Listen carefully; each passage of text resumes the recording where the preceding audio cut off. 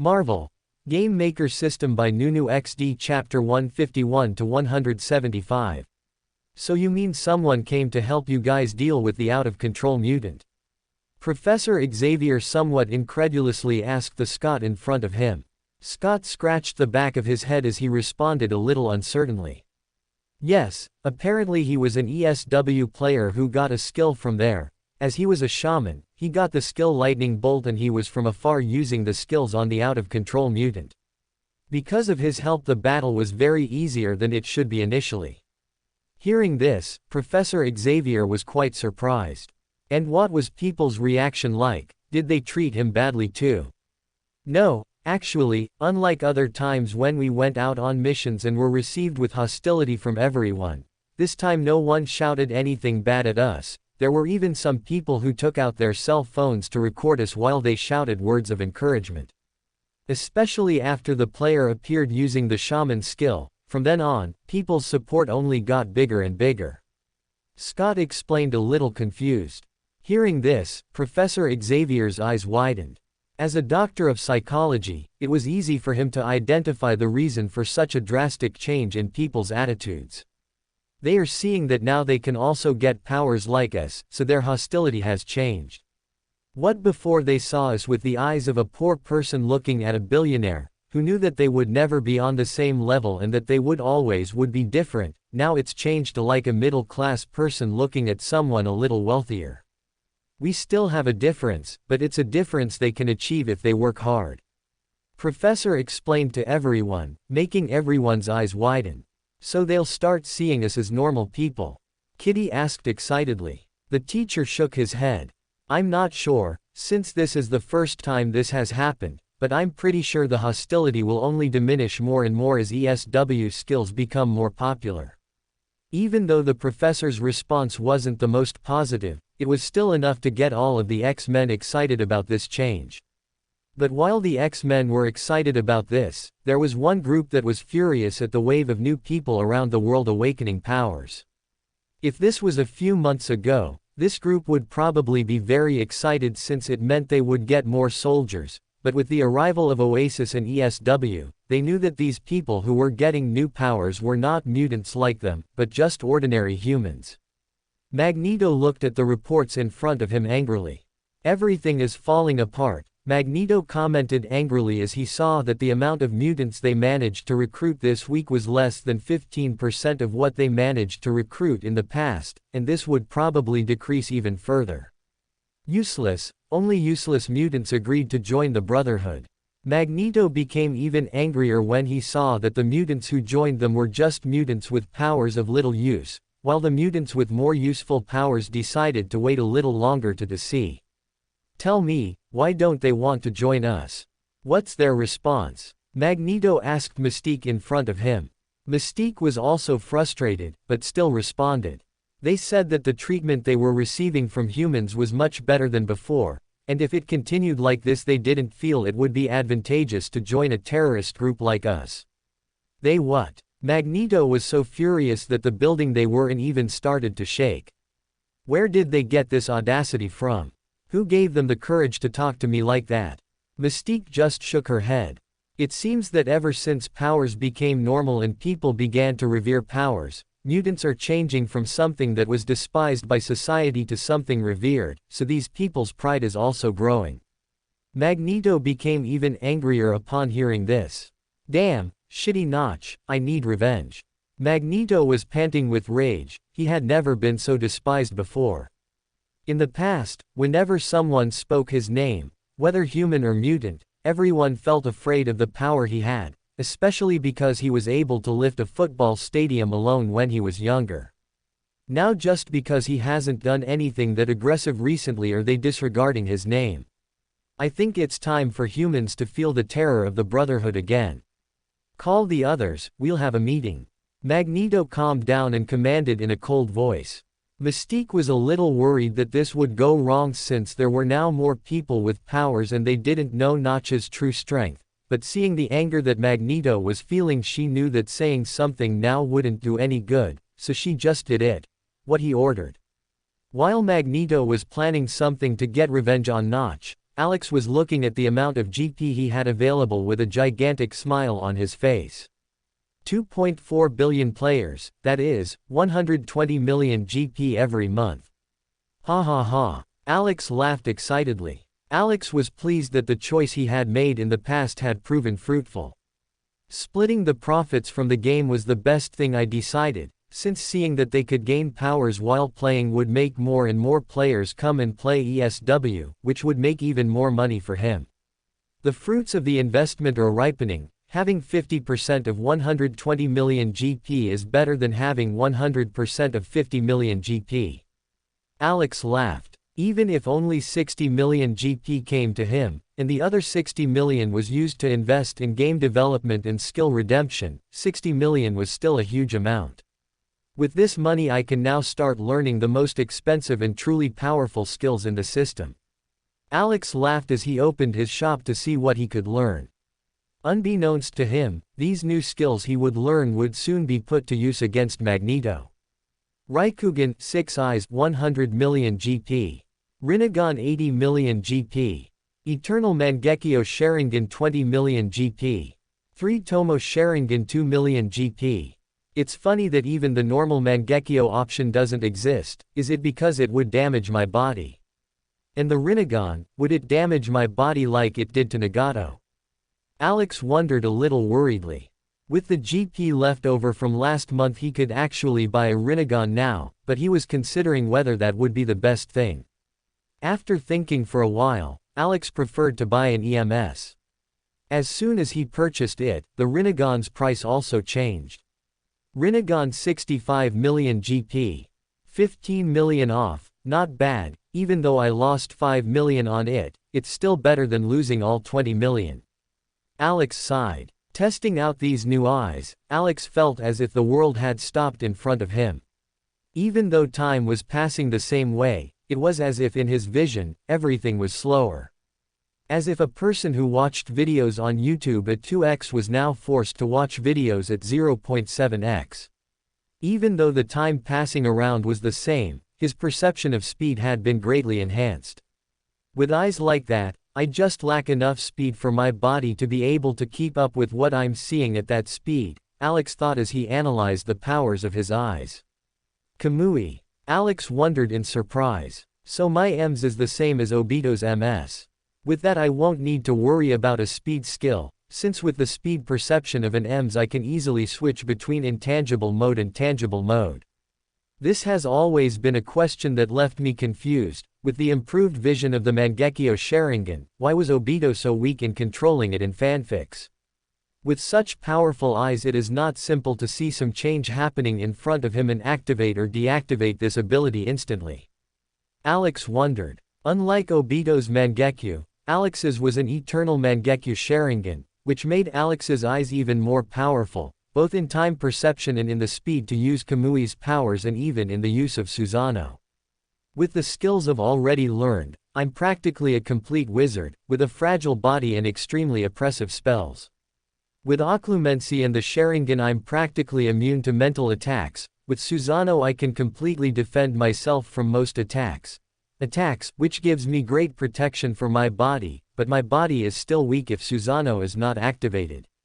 Alex started to think, the ideal would be to get Raikugan since he could train limitless to reach infinity, just like Gojo Satoru, but the price of Raikugan was very high, to the point that Alex could even buy Rinnegan, but he couldn't, had enough GP for Raikugan.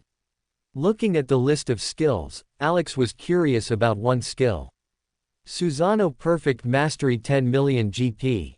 10 million GP for perfect control of Susanoo. Considering that this costs half of the EMS, the qualitative change must be very strong. Alex thought about whether to buy it or not. Until he looked at the rest of the list and saw that nothing he had enough GP to buy was worth his money, so he just shook his head and bought this Susanoo Perfect Mastery. Suddenly he began to feel the knowledge of the ability coming into his head. To Alex's surprise, the knowledge he was currently receiving was much more powerful than he imagined. With what he was learning, Alex began to feel like he could control the density of Susanoo's armor. Either to increase the size of the armor to protect a larger area behind him, but with less durability, or he could also condense this armor to make it smaller and more durable. But what excited him was that condensing the armor to remain the size of his normal body increased the resistance of the armor several times, but the cost didn't increase much, so Alex decided to test it. In a few minutes he already had the answer he wanted. With the beautiful samurai armor of glowing blue energy around his body, Alex felt he could control it to stay active for at least 4 hours with the amount of mana he currently had. Of course, depending on the spells he used, this time could shorten, but Alex was much more relaxed now that he had a way to protect himself. The activation time of this condensed form of Susanoo was only 1 second, but since Kamui was instantaneous, Alex had no worries about being vulnerable during that 1 second of condensation.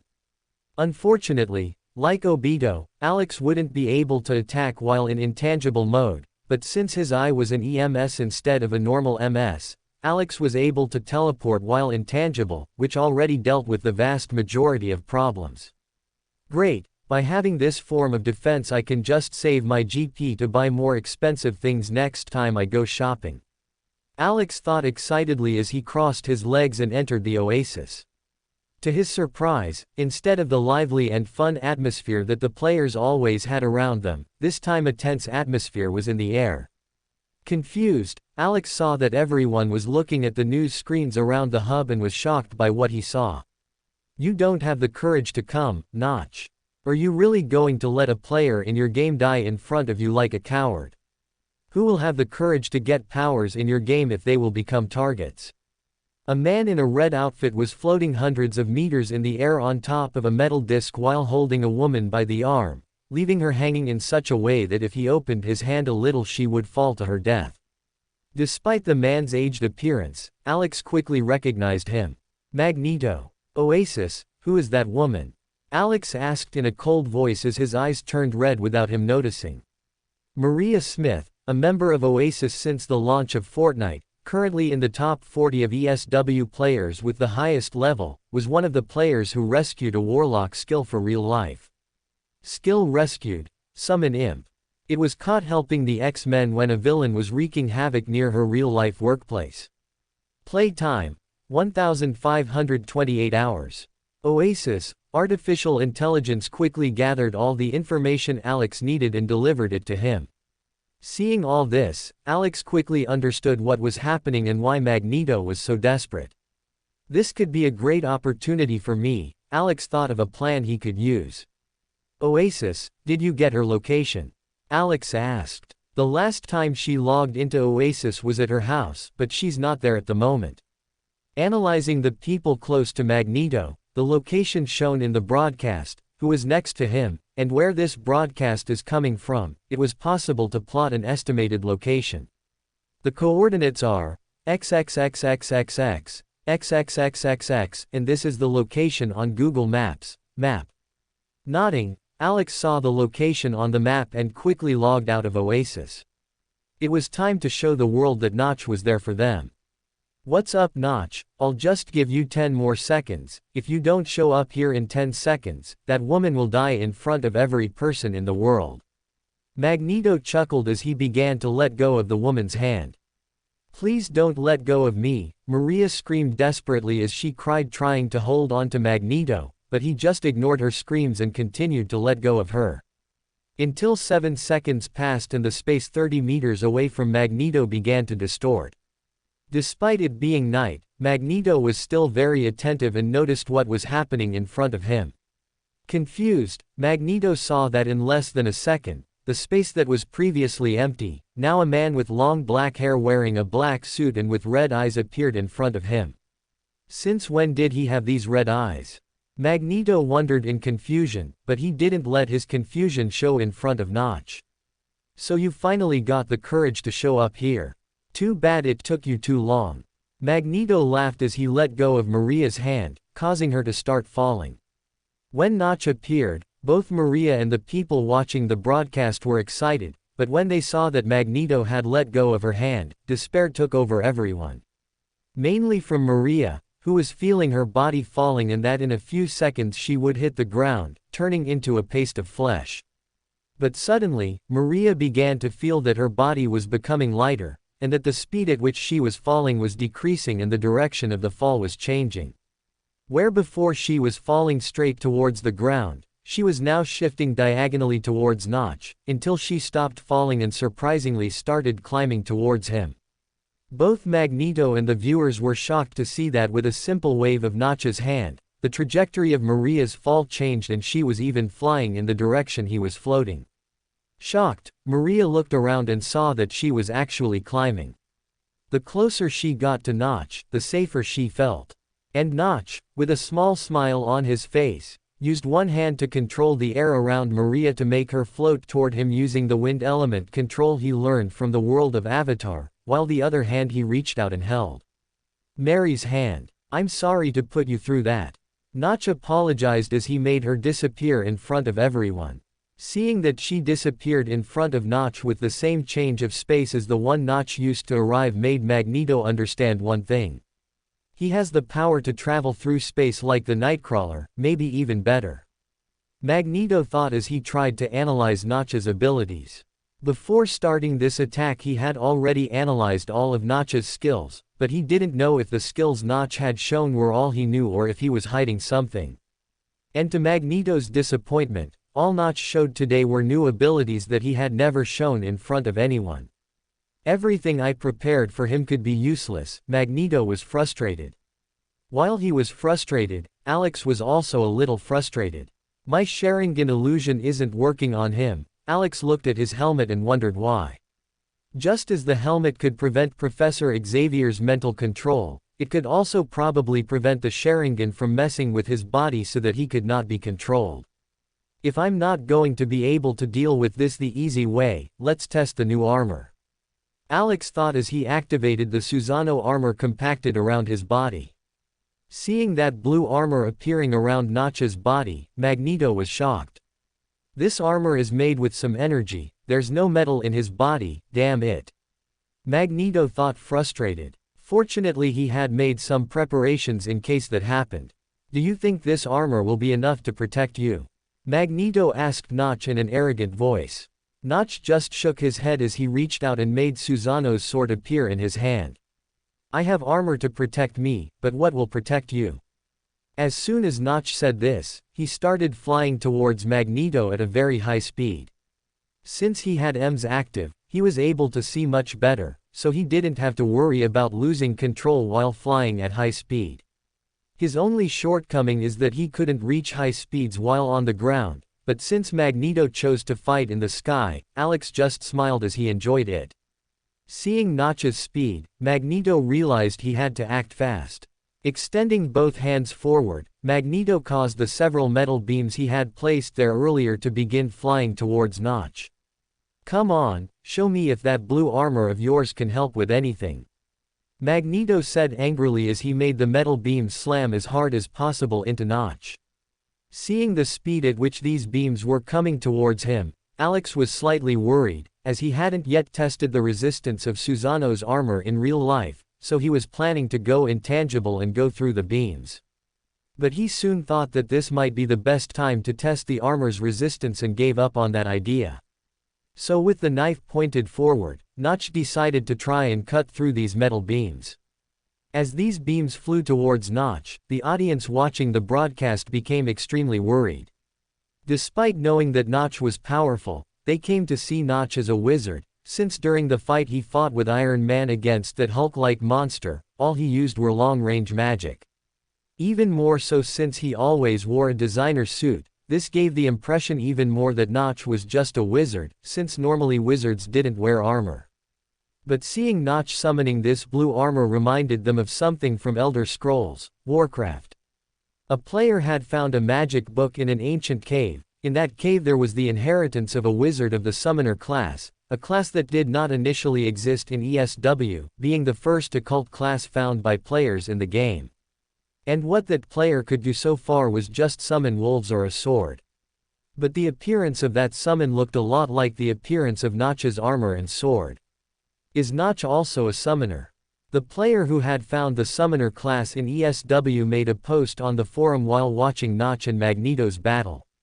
As everyone watched, the metal beams finally reached Notch, to which he just stretched his sword forward with all his might with the intention of cutting it. In the surprised eyes of Magneto and everyone watching the broadcast, the blue sword in Notch's hand simply cut through the metal beam with extreme ease. No one knew that Notch had slightly increased the mana he used on the sword to ensure it would cut through the metal beam. Luckily, apparently the amount of extra mana he used on the sword was unnecessary, as the sword was cutting through the metal beam like a large block of wet clay. Every metal beam that Magneto threw at Notch was easily cut through without any difficulty, causing Magneto to finally despair. Afraid, he tried to control Notch's body, but unfortunately, there was nothing metal he could control there, as Alex had left everything metal at home, coming with just a simple outfit hidden by the transformation with the Mystique's powers to make him look like Notch and wear his clothes. Since the metal beams weren't stopping Notch from getting close to him, Magneto started to get really desperate. "Hang on," he shouted as he raised his hand, wanting Notch to stop for a second. Curious, Notch stopped and looked at Magneto, but still kept his sword raised and pointed at Magneto. "Why don't we join forces? With your ability to give powers, you can make mutants even more powerful and we can dominate the world together." Magneto tried to speak in a majestic manner, but Notch's sword almost at his neck made him feel quite overwhelmed. Hearing this, Notch just laughed and shook his head. "You really are a fool, aren't you? You think taking over the planet will make you the most powerful man in the universe? Have you ever wondered why I spend so many resources to improve people's lives, even to the point of giving them powers?" Intelligent as he was, Magneto soon understood some of the reason. "Are you preparing them for war?" Hearing this, not only were the mutants at the scene shocked, people around the world were also shocked, even the representatives of governments were shocked. "Looks like you're not as stupid as I thought." Notch shook his head as he lowered his sword, making Magneto sigh a little. "Even if we managed to unify the world under a single flag, like in your case, the mutant flag, at what cost would that be? At the cost of our internal strength being destroyed and making room for foreign invaders." Magneto was confused by this statement. "Foreign invaders, what are you talking about?" Notch just shook his head and pointed up, causing Magneto and the entire audience on the broadcast to be shocked. At that moment there were already more than 1 billion people watching the broadcast, and clips from that broadcast would soon be flooding Twitch, making the news reach practically everyone on the planet. "Aliens?" Magneto asked a little uncertainly, thinking Notch was crazy. "Do you think this is impossible?" "According to my sources, in the past we have been invaded by other races, but these invasions were on a small scale to the point that almost no one knew about it, but in the near future it will happen again, and this time we will need the greatest possible firepower. That's why I'm giving people the power and the opportunity to defend themselves against all of this, without depending on anyone to watch over their lives." Notch finally explained as he dematerialized his armor's helmet, leaving his head exposed with a serious expression. Seeing Notch's appearance in that blue spiritual armor with such a handsome and serious face would quickly become the cell phone wallpaper of millions of people around the world. Alex actually thought he could convince Magneto, having always seen Magneto portrayed as an intelligent leader for mutants, but unfortunately Magneto's terrorist side was already out of control. Perhaps due to his age, Magneto was already going a little crazy and ignoring the consequences of his actions. That's because Alex saw with the Sharingan a small movement of Magneto's fingers and a small coin coming out of his pocket at high speed towards him. But while this coin appeared to be moving at extremely high speed in normal people's view, in Alex's view, it was moving in extreme slow motion. Without thinking much, Alex just activated Kamui and took his body to another space, leaving only the image that he was there. Knowing there was no longer any reason to talk to Magneto, Notch said in a low voice, "Oasis, disable transmission." As he had trust in Oasis and knew that his order would be obeyed, Alex just let the coin pass through his head, making Magneto widen his eyes in surprise, before his expression of surprise turned into pain.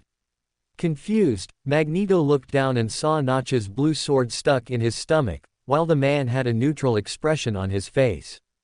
"So you're like me," Magneto said as he regretted it. When he heard Notch's very kind speech, He thought that even though this man was very powerful, he would just be a kind and idiotic man like Charles, who would only act with kindness and hypocrisy.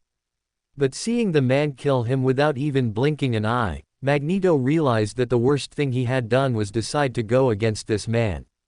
Thinking about his idiotic idea of trying to kill Notch and surrendering if it didn't work, Magneto was frustrated because he hadn't believed that Notch would have the courage to kill him in the same way, and now he was paying for it. The internet broadcast cut off before the audience could see Magneto's coin attacking Notch, so they were confused about what would happen. But Magneto's mutant followers at the scene saw their leader's attack on the man who acted like a god, and even worse, they saw how his attack failed and how the man simply took revenge by killing their leader without any difficulty. At that moment the place was completely silent, the only noise they heard being that of Notch's sword being pulled out of Magneto's belly as the man's flesh was cut. "I'm not Charles, Eric, if you decided to do something to me, you will pay for it, simple as that," Notch said as he reached out and sucked Magneto's body into Kamui space as he had something in mind that could be useful. Looking at the mutants below, Notch saw some familiar faces that he had seen in the films of his previous world, but at this moment these people were of no value. The only person he was looking for was Mystique, but knowing that finding her would be more difficult than finding a drop of eye in an ocean, he just gave up. Waving his hand, a powerful torrent of fire hit the computer and electronic equipment the mutants were using to transmit and destroyed everything. As what was uploaded to the cloud had probably already been deleted by Oasis, Alex just nodded before disappearing into a whirlwind of air. When Notch disappeared, the mutants at the scene were finally able to breathe freely. Since Notch first appeared they were already feeling pressure that made it difficult to breathe, but when they saw Notch killing Magneto in front of them, all the pressure they were feeling had multiplied by 10. Did he really kill Magneto? A stunned mutant finally spoke. Yes, and he didn't have any difficulty with it, another mutant sighed as he thought about what to do next. When the mutants were preparing to collect their things and go somewhere else, space was distorted again, causing them to freeze in place. He came back to finish the job, that's what everyone thought, imagining that Notch would come back and kill them all. But to their surprise, what emerged from the portal was not Notch, as they imagined, but Magneto. Seeing Magneto in front of them completely fine as if nothing had happened, the first thing they thought was that this was some kind of illusion. But when Magneto looked at them, that feeling began to quickly disappear, as that arrogant way of acting was something characteristic of their leader. "Eric, is it really you?" a young mutant asked suspiciously. When Magneto looked at that young mutant, he immediately recognized it and shook his head as he sighed. "We offended someone we shouldn't have offended, Raven." As soon as the young mutant heard Magneto calling him Raven, he knew that this really was the Magneto he knew. Then in a second this mutant's skin changed to blue and his body changed from a male body to a female body. Mystique knew that only the real Eric would be able to know it was her like that, so her guard was lowered a little, but that still didn't completely remove her suspicions. Luckily he was still wearing the helmet he normally wore, so she knew he wasn't being controlled by anyone. "What happened? Weren't you dead?" she asked confused. Magneto began to float down to ground level, coming to Mystique's side as he responded in a voice loud enough for the other mutants to hear and understand as well. "I actually almost died, but that man had a healing magic that managed to cure me completely. He teleported me to a place where it was possible to see the universe, see how many planets had life and how many planets were destroyed due to the arrogance of the population. Finally I understood what he meant," Magneto said as he moved the gaze of the mutants around him to the sky above their heads. Since it was nighttime, you could see hundreds of stars in the sky, and to think that every star like that could have life on their planet just showed Magneto how insignificant they were. Hearing what Magneto said, not only Mystique but all the other mutants around him were shocked and a little lost. "If we are so insignificant in the universe, what should we do then? Does our fight still make sense?" Mystique asked confused. This question of hers resonated with the thoughts of many of the mutants around her, as the only thing that kept them together was the possibility of finally being able to defeat humans and dominate the Earth as revenge for everything they had been through. But what would be the point of dominating this planet if they could be destroyed at any moment? Hearing this, Magneto smiled. I asked Notch the same thing, and you know what he told me. What? Mystique asked, also causing the mutants to look at him curiously. Just live, as everyone will have powers, discrimination against mutants will only decrease from now on. Magneto said a little lightly, causing some of the mutants to be tempted by this idea. But most of them still had their brows furrowed. We are warriors, giving up everything and living like a normal person is not what we do, Eric, you know this better than us. Mystique said angrily. The smile on Magneto's face grew even wider. Yeah, that's the same thing I said to Notch, and he gave me the answer to that. What it was? Mystique asked, a little frustrated by the mystery Magneto was making. If you want to keep fighting, then fight, but instead of fighting each other, use games to learn, to improve, and use this knowledge to fight against foreign enemies. The planet will be invaded, and only warriors will have the courage to stand up and defend the world, and when this is all over, those who stood up will be the new heroes of that world. Eric said with his voice getting louder and louder. Isn't that what we wanted? From the beginning, what we sought was glory, recognition, power. Everything is within our reach, we just have to reach out and take it. Eric said as he stretched out his right arm and held something invisible in front of him. This scene caused most mutants' hearts to boil as they imagined the scene of them being revered by the common people as they grew stronger and stronger. While other mutants were not so impressed by this, they were just happy to see the possibility of once again being considered normal people and treated normally by society. Seeing Eric's ambition, all of Mystique's worry finally melted away, knowing that to dream of something so ambitious was something only the Eric she knew could do. What they didn't know was that everything Magneto saw about other universes wasn't real, and that in the center of his mind there was a red symbol that rotated and influenced the way he thought from then on. Compared to Obito controlling the fourth Mizukage for years with just one Mangekyo Sharingan, Alex, who had two M's, had a much easier time influencing Magneto's mind after he took the helmet off his head. Controlling the man known as the most dangerous terrorist in the world was something very advantageous for Alex, mainly because of the money that Magneto had, but also to guarantee the safety of this world when he focused on other worlds, since with the strength of Magneto and the mutants that he controlled, the security of the planet would be seriously increased. Healing Eric was simple for Alex, who just spent a few million GP and learned a priest skill to heal the man again. With the amount of GP he was receiving daily, these few million GP he spent didn't represent much. Now Alex just had to deal with the rest of the world not knowing what happened to his fight with Magneto. Welcome to Fanfic Audiobook, your go-to place for immersive audiobooks. If you enjoy the content, don't forget to like the video and subscribe to our channel for more amazing stories. Looking at the Oasis forum, Alex realized that millions of people were looking at what happened and were curious as they wondered what had happened. Apparently the vast majority of people just explained what happened in an honest way, but there were still people who tried to invent rumors to harm Notch and Oasis, image to the other players.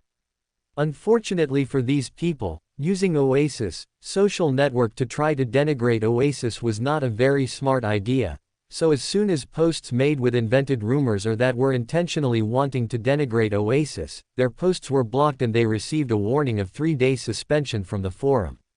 Some companies even tried to use other people's accounts to make the posts after some modifications, but regardless of the modifications, these texts were all blocked, until only the truth was posted.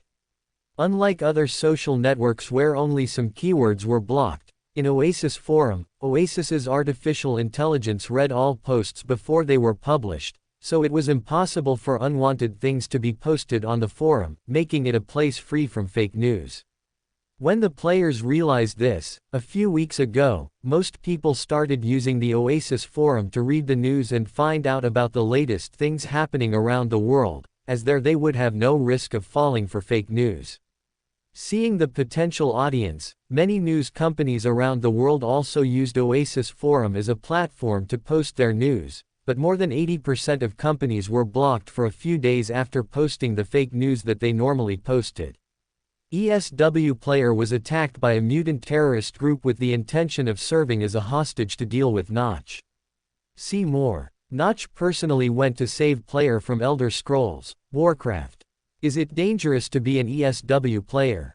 These were some of the news that emerged in the few minutes of Notch's battle with Magneto, but as there was no fake news, even news that spoke negatively about ESW was not blocked by Oasis's AI, as everything was true. But soon a new post appeared at the top of the Oasis forum and Twitch.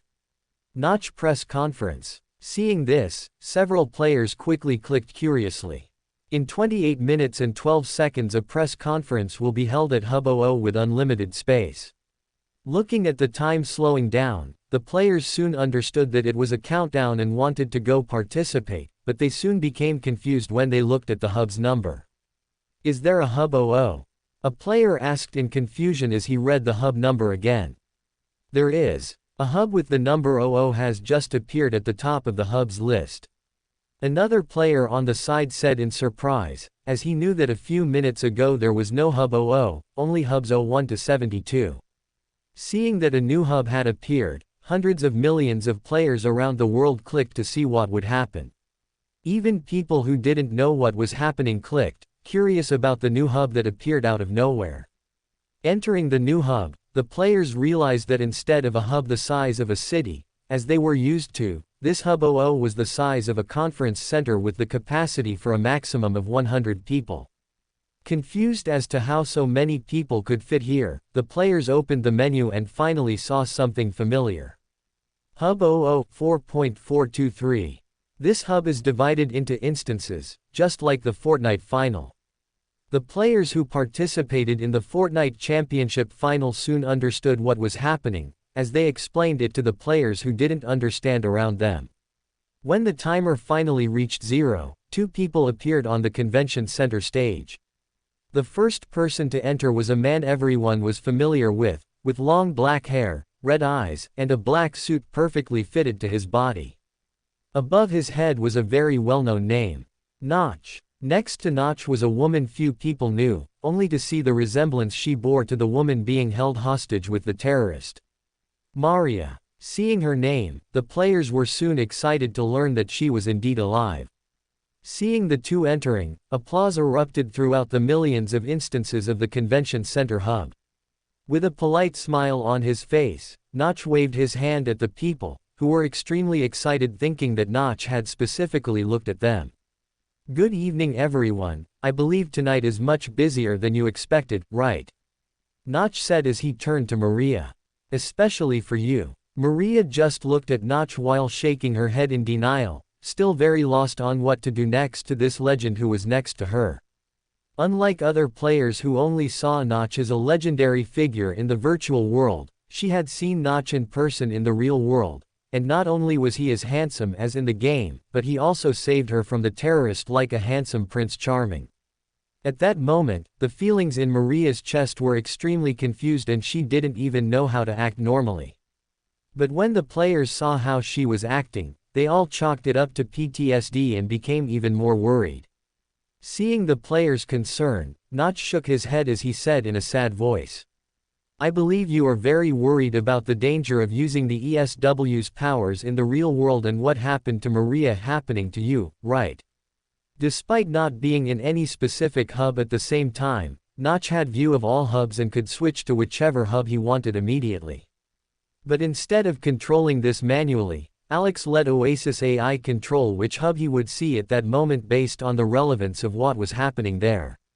About what happened to Maria, I can only say that I'm sorry. I never imagined that some terrorists would use the ESW players to try to reach me, or even get to me. Despite having suffered countless difficulties until the development of Oasis that we have now, I didn't imagine that one of the difficulties would be something like what happened today. Fortunately, no catastrophe happened and Maria's safety was preserved. Notch said. Seeing Notch's explanation, the players actually felt that it was understandable, as how could anyone imagine that terrorists would kidnap players and use it as blackmail for him to appear. As compensation for something like this happening to you, Notch said as he turned and looked at Maria.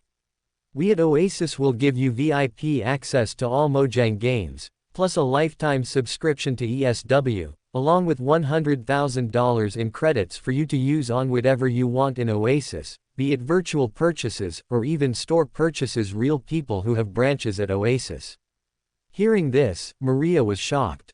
This was more than her annual salary. "Thank you so much, Notch," she said emotionally as she went to bow to him, but he soon came to her side and held her shoulder, stopping her from bowing.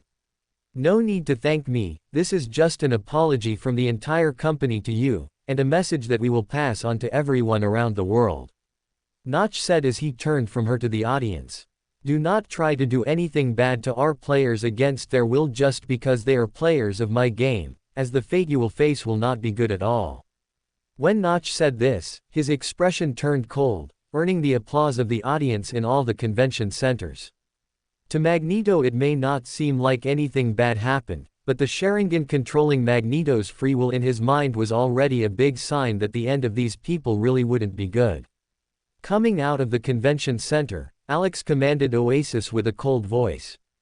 "Oasis, identify players intending to take advantage of Notch's kindness to try to receive compensation like Maria, and as soon as they take action to do so, ban all of their accounts."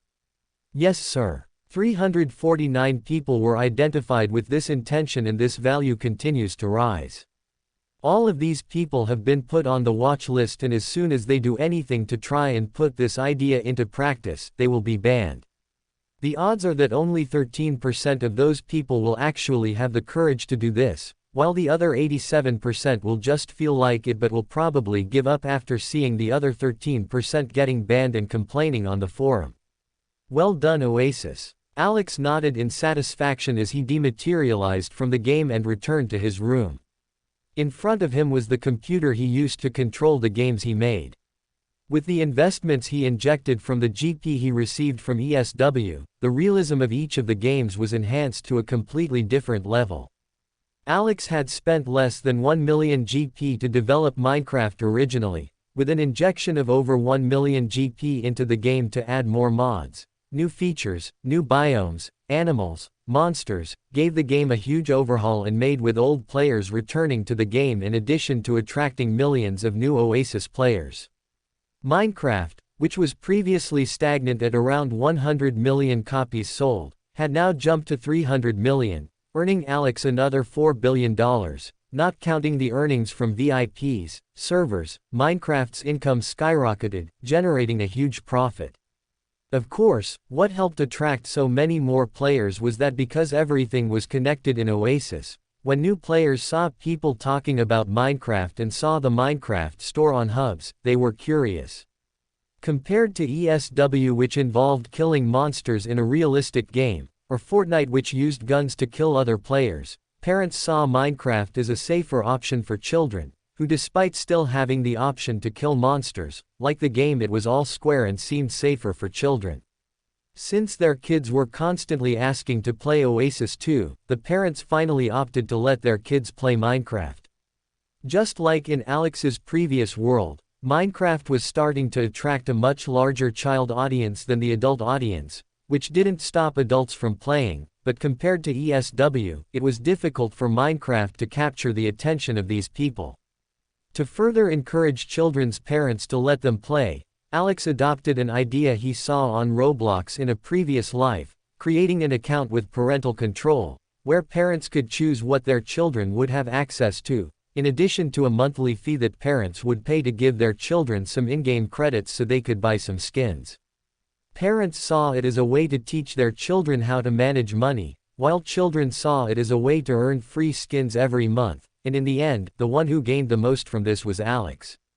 As for Fortnite, Alex noticed that despite the drop in players with the launch of ESW, apparently those players who went out to play ESW were still frequently playing Fortnite while traveling on the ESW, which had long journeys. Even more so because Fortnite is a free-to-play game, it was a great way for players to distract themselves during long trips in Elder Scrolls, Warcraft. To also help these players not get bored with the game, Alex also invested a few million GP in Fortnite to develop a new game map, as well as a story with some NPCs about an invasion of warriors from the past. With the development of Season 2, Alex also developed another battle pass with several skins and other skins for the game store, which earned him a huge amount of money in GP. And of course, he didn't forget about ESW, which was his main source of income. Thus, Alex invested more than 10 million GP in the game, almost doubling the initial investment to launch the game. This investment was something he had postponed because of the level of the players. As in the beginning the players would take a long time to level up, Alex stopped investing GP in the development of mounts and higher level dungeons, as it did not make sense to spend more GP in these areas and make the experience of the first levels mediocre. Now that he had a lot more GP left, Alex started to develop these things. Unlike WoW Classic, Alex saw how long the players' travels around the world of Azeroth were taking with the map size so enlarged and decided to lower the level for the players to unlock the mounts. Looking at the player list, Alex saw that the highest level player was at level 14, while the average player was still at level 8. I can set the mounts to be unlocked at level 20, just like in Mist of Pandaria. Alex decided as he went back to developing. Just like in WoW, each race would have a specific mount, and Alex decided not to change these mounts from the original game. Even though these mounts were a little too common compared to the mounts that players could unlock in the future while hunting the monsters, that was Alex's idea. Players would be very happy to finally get a mount at level 20, but when they saw a higher level player with a nicer mount, they would be jealous and their mount that was once really cool now looked a little too simple. This way, more players would want to farm to level up and get the coolest mounts in the game. Mount collection was my favorite part of the game, Alex sighed as he remembered his childhood playing WoW with his friends. Who would have thought that now I would be making mounts for players to collect? Laughing, Alex continued developing the mounts and interiors of the dungeons. The aesthetic that Alex was using in the dungeons was the same as the original dungeons for most of the dungeons, but considering the changes he made to the game, Alex had to adapt some monsters so as not to be too weak against players who got skills from other classes, in addition to creating some new dungeons to deal with these players using some Elder Scrolls themes. While Alex was developing these new game features, a very well-known player just reached level 10 and was able to learn a game skill in real life. Unfortunately for this player, the current queue was several days long and he didn't have that much patience to learn it. So, without thinking much, the player quickly put a few $1 million into the game and bought the skill he wanted to learn in real life. Feeling the new information entering his mind, Tony Stark was shocked to see that he could actually learn magic while playing a game. Looking at the sheep in front of him, Tony was shocked. Did that really work? He asked in disbelief. The sheep in front of him was also shocked. Looking around and seeing how it was so much lower than before, the sheep began to despair. Not knowing what to do, the sheep started to get angry and ran towards Tony, headbutting him, but without the practice that real sheep had. This sheep's heads were much weaker than normal, looking more like Tony. He was asking for affection rather than attacking. Looking at the sheep again, Tony was a little worried. Calm down, Happy. From what I remember from the game, this magic only lasts 1 minute, so calm down and wait a few more seconds and you'll soon be back to normal. Tony said, trying to sound calm, but inside he was just as nervous as Happy, who had been turned into a sheep by Tony. Listening to Tony's explanation, Happy apparently actually calmed down a little and decided to observe his own body while waiting for time to pass. While Happy was trying to understand what it was like to be a sheep for a few seconds, Tony was also analyzing his own body and seeing how mana worked in the real world. As a level 10 mage, Tony already had very good control over his body in the game, so much so that he even tried to feel mana in real life like he did in the game once without realizing he was in real life and didn't feel anything. But after he learned polymorph from ESW, Tony could feel the mana in his body clearly. My mana is like that of a level 10 player. But it's like I took off all my items and only had the full mana that my naked body would have. Tony commented as he tried to feel the amount of mana he had. It was being regenerated per second. Unlike ESW, which had an icon that showed how much mana the player had in precise numbers, in real life this was just a basic feeling. Would you be able to buy equipment from the game for real life? Tony wondered a little excitedly as he thought about this, as having wizard armor underneath his Iron Man armor would be very useful for him as extra protection. Apparently my mana is only regenerating 0.1% every 10 seconds. This regeneration rate is very slow. Why is that? Tony thought a little confused. Remembering ESW's mana regeneration, he remembered that there were places where mana regenerated faster because they were places where the air was purer and there was more mana in the air. Is that the reason? Could it be that in the city, because of the pollution, the mana in the air is much lower than in a place with fresh air? Thinking about this possibility, Tony began to consider something to purify the air. He wasn't someone who would want to live in the country, he likes the busy city life, so if he couldn't move to the country where the air is cooler, couldn't he just make the city air cooler? For those who have already invented clean energy, inventing something to clean the air won't be too difficult either. Tony commented as he went to his laboratory, leaving only the confused Happy the sheep in the room. Unbeknownst to Alex, Tony began developing something to purify the air just so his mana would regenerate faster. This idea of his was actually viable, since the mana that players regenerated was actually from the air, and purer air would actually increase the regeneration speed. But this improvement would not be very substantial, it would probably range from 0.1% of mana regenerated every 10 seconds to a maximum of 0.2% of mana regenerated every 10 seconds. Which for players with healing skills that would save people would probably be the difference between saving 2 lives or saving 4 lives in the same amount of time. But this was also something relative to the person's talent. The more magical affinity a person had, the more mana they could regenerate per second, and the less the person had, the less mana they would regenerate. While Tony was regenerating 0.1% every 10 seconds, there were extremely talented people like Stranger who was laughing at the sight of his mana regenerating 1% every 10 seconds. And in the same way Steve Rogers suffered from a 0.05% regeneration every 10 seconds. This was something beyond Alex's control, but for normal people, even with a regeneration of 0.001 every second, just being able to use magic in real life was more than enough for them to celebrate and be extremely grateful to Notch. With the number of players reaching level 10 increasing, the number of people around the world who appeared with skills was even greater. Unfortunately, after what happened to Maria, many people started to hide that they had learned ESW skills, but there were still confident people who were not afraid of anything and openly showed the skills they learned. Mainly priests, shamans and paladins, who when they learned a healing skill, were quickly hired as doctors for the city's hospitals, which changed most people's lives from salaries of just 5 figures annually to finally reaching 6 figures, all thanks to Elder Scrolls, Warcraft. Come and get treated at Lake City Hospital. We count on the treatment of a level 12 priest among our doctors, guaranteeing a cure for the vast majority of diseases. When this announcement appeared on the Oasis local forum, players from Lake City and the surrounding cities were shocked. Mainly sick people and people who had sick relatives quickly disconnected from the game and went to Lake City Hospital to make an appointment with the level 12 priest. Even though the consultation is a little expensive, if this could cure their illness that would be great. Seeing the number of new patients coming from the city and even more coming from neighboring cities, the director of Lake City Hospital opened a big smile thinking about how right his choice was to hire his cousin to work at the hospital.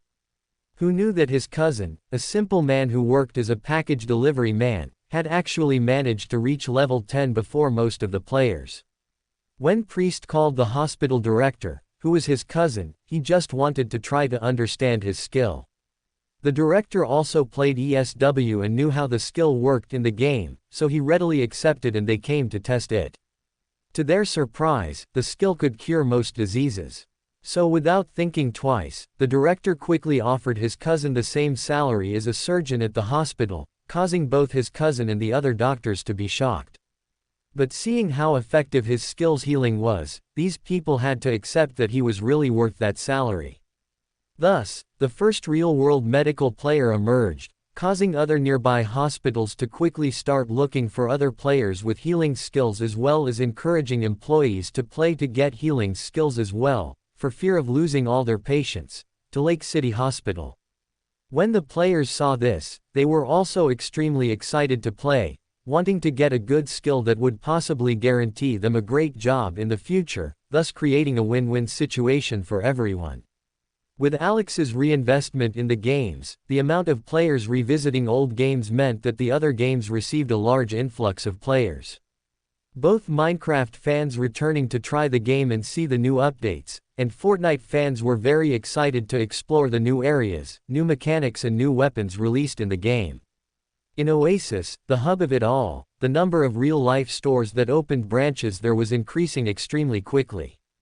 Stores that were previously a little worried about whether it would be worth opening a branch in a virtual world were now worrying about whether they would get a place to open a store in the hub they wanted.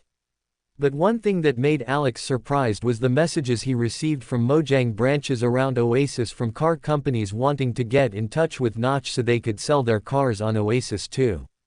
As a car fan, the first thing Alex thought was that the companies that contacted him were just Chinese companies that made copies of Western cars, but he was completely wrong. In fact, the difficult thing was to see a company that didn't had contacted him.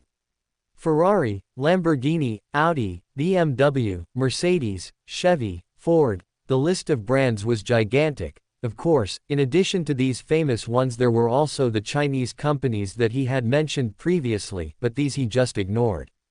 Not because they were Chinese companies, since he intended to accept the agreement with Chery, which was a Chinese company, but which made cars with original designs. The only ones he would ignore would be those who just copied designs from other brands and sold them as if were theirs. Hypocritical coming from someone who used Iron Man's armor without his authorization. Yes, no doubt. Did Alex care about that? Not even a little. Thinking about how he could partner with these companies, an idea came to his mind. Didn't I release a Need for Speed teaser? Alex thought as he remembered doing this at the launch of Oasis. Curious, Alex looked for this on the Oasis forum and saw that the number of people talking about it was very high. Asking for a more detailed analysis of Oasis, Alex saw that the interested audience was 73% male aged 10 to 40, which wasn't that surprising. Which Need for Speed should I do? Underground 2. Nah, the game was impressive for being the first open-world racing game at the time, but other than that, it was a very repetitive game, Most Wanted. The premise is really good, as it would be interesting as a player to advance in the races to climb the Most Wanted list and become the most powerful racer. NFS Heat is also a good choice, considering that it was the game with the story that interested me most in my other life, even more so with the idea of official races during the day to make money and clandestine races at night to gain reputation. Hell, even Forza Horizon would be fun with the races against planes and all that crazy festival stuff they came up with. Alex started to say, talking to himself while wondering how he could do this. While I decide which game I'm going to make, first I can start making the cars and customizations for the cars. With the cars ready I can decide which game to use those cars in the future. Alex finally decided to start developing the main part of the game. Oasis, contact these car brands and arrange a meeting with them at Hub 00. Yes, sir. Oasis replied. Hub 00 was Alex's private hub, where he could call whoever he wanted and use whatever appearance he wanted. But because he was used to it, Alex didn't think much about it and went back to developing the cars. The customization part was very important, to the point that if the game didn't allow you to customize the cars, the probability of it not attracting a very frequent audience was high. Oasis, also contact car customization groups such as Rocket Bunny, Liberty Walk and other reputable groups in this area. Alex ordered as he continued to develop the cars. With Oasis running things as an assistant, Alex had a lot more free time to develop games. Of course the first two cars he made were the GTR and the Ferrari he used as Alex and Notch Wendy was transformed. As he was making the cars, Alex realized that perhaps the way games were made in his previous world might not be ideal for this world. Considering that making a game in the previous world was extremely expensive and time-consuming, a racing game with 30 hours of story was a lot, but considering how easy it was for him to make games, Alex was more ambitious. If I can make a huge open world like the world of ESW, I can also make something similar in a racing game, right? Alex thought. As it will be a game where the player will literally enter the world, I can enlarge the map to a much larger one, thus increasing the time the players would spend playing, as it would take longer to drive from one point to another. With this, players would feel that their money was much more valued, while I can even find other ways to monetize the time that players spend in the game. Alex started to have even more ideas. I can monetize with radios. As a game that will take place in cars most of the time, I can rent out the in-game radio spaces to radio stations around the world. Alex thought of a great idea to get money. I might even charge a fee for players to bring their in-game cars to Oasis for them to use in the hubs. Thinking about monetization, Alex's mind opened in a way that ideas kept coming. Maybe I should change the company name from Mojang to Electronic Arts if I keep going like this. Alex thought as he laughed at how excited he was about planning how he was going to get money out of the player's wallet. Nunu note. Hey guys, leave your ideas on which game you think would be most interesting for Alex to make, as well as any monetization ideas you also had while reading this. As Alex set up the cars he would use in the game, one of the things he decided on was what game he would base it on. Instead of just copying NFS Most Wanted or NFS Heat, Alex decided to just mix the two. Both with the progression of NFS Most Wanted with 10 very difficult rivals for the players to deal with, as well as the division of races during the day would give money while races at night would give reputation for the player to unlock parts for the car. The list of cars he had made was practically ready. With a total of 600 different cars, Alex used the system to analyze the performance of the cars in real life and replicate all the statistics and data of the cars in the game. Since this game was immersive, Alex wasn't going to make it as unrealistic as the NFS games were, but he chose to make everything as similar to a simulator game as possible.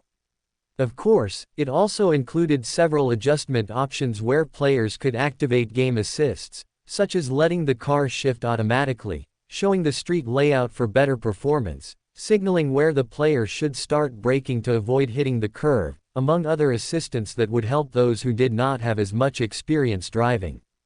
The fewer of these assists the player had activated, the greater the bonus he would receive at the end of the races, which would encourage players to really learn to drive the cars while playing and turn off the assists over time. For those players who had never driven and would have difficulty playing, Alex also found a solution for that. During the game's prologue, unlike NFS Most Wanted which started with a high-intensity race, Alex decided to adopt the approach of NFS Underground 2, where the player would start driving a completely customized Nissan 350Z. Next to the player would be an NPC female, the owner of the car that the player would be driving, who would analyze how much difficulty the player was experiencing when driving.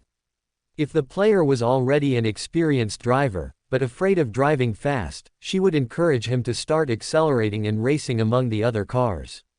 If the player was someone who already started driving like this, she would just stay quiet and give information about the city to the player.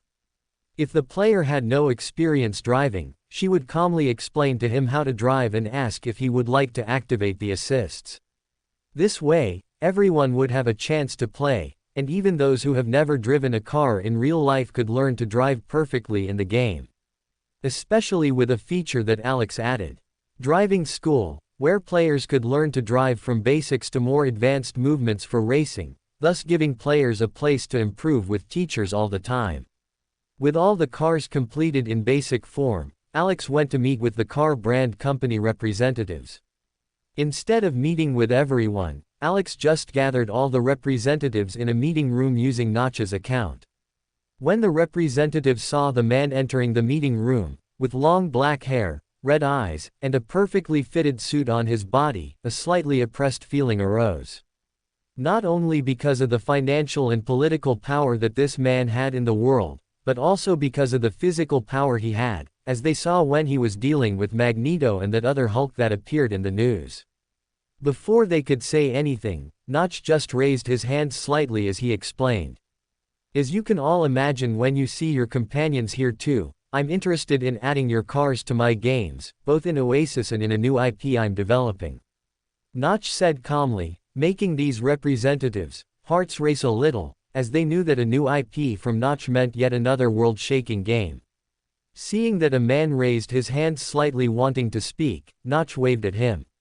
From the information he had, Alex recognized the man as Oliver Smith, the representative of Aston Martin, a British luxury car manufacturer. Mr. Notch, could you tell us something about this new IP, like where our cars would fit into this? Nodding, Alex explained. The next game developed is a street car racing game, so the player's focus and progress in the game will be entirely on the cars they drive. Generating great publicity for your brand, as well as possibly developing a relationship intimacy between the player and his favorite car, which will also result in his favorability with your brand rising. Of course, the cars in the game will have their performance spread to the performance in reality, so it will only depend on the feeling when driving the car, the aesthetics, and your brand which car the player will like best. Hearing this, these representatives actually agreed with Notch, since even they, when they were kids, liked playing with cars in video games back then, and now here they were, working at companies they admired, but in a world like Oasis, there was pros and cons for them to join. The advantage was that their cars would really get into the eyes of the players as well as developing more passion for the brand much more easily. The downside was that there might be people who wouldn't like the cars because they saw a lot of people using them in the game.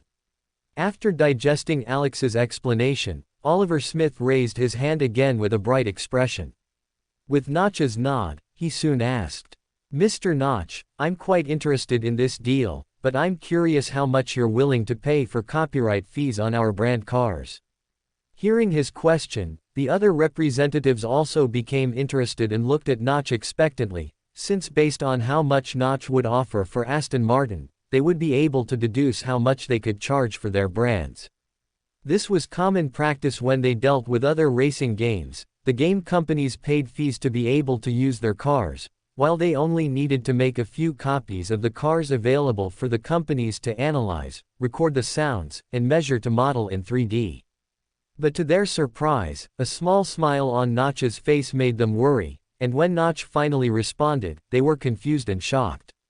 "I'm sorry Mr. Smith, I don't intend to pay copyright fees. In fact it's the opposite. I'm here to ask you how much you intend to pay for your brands to participate in my next game." Notch said as he leaned back in his chair and looked at the shocked and slightly enraged expressions of each of the representatives. When they heard what Notch said, these representatives were really furious. No one ever asked them to pay for their cars to appear in the games, as it was always their cars that brought attention to the games, not the other way around. The first to complain was Oliver Smith, who had already spoken at this meeting other times. "I'm sorry Mr. Notch, but I don't think I understand. Do you want us to pay to play your game?" he asked with a slightly indignant voice as he controlled himself not to get up and leave. He was the representative of Aston Martin, one of the most prestigious brands in the world, walking alongside giants like Bentley, Rolls-Royce, Maserati. He was never treated that way. Even though Notch was possibly the most influential man in the world right now, that didn't give him the right to treat them with such arrogance. Hearing Oliver's question, Notch just laughed and looked at the other representatives as he asked.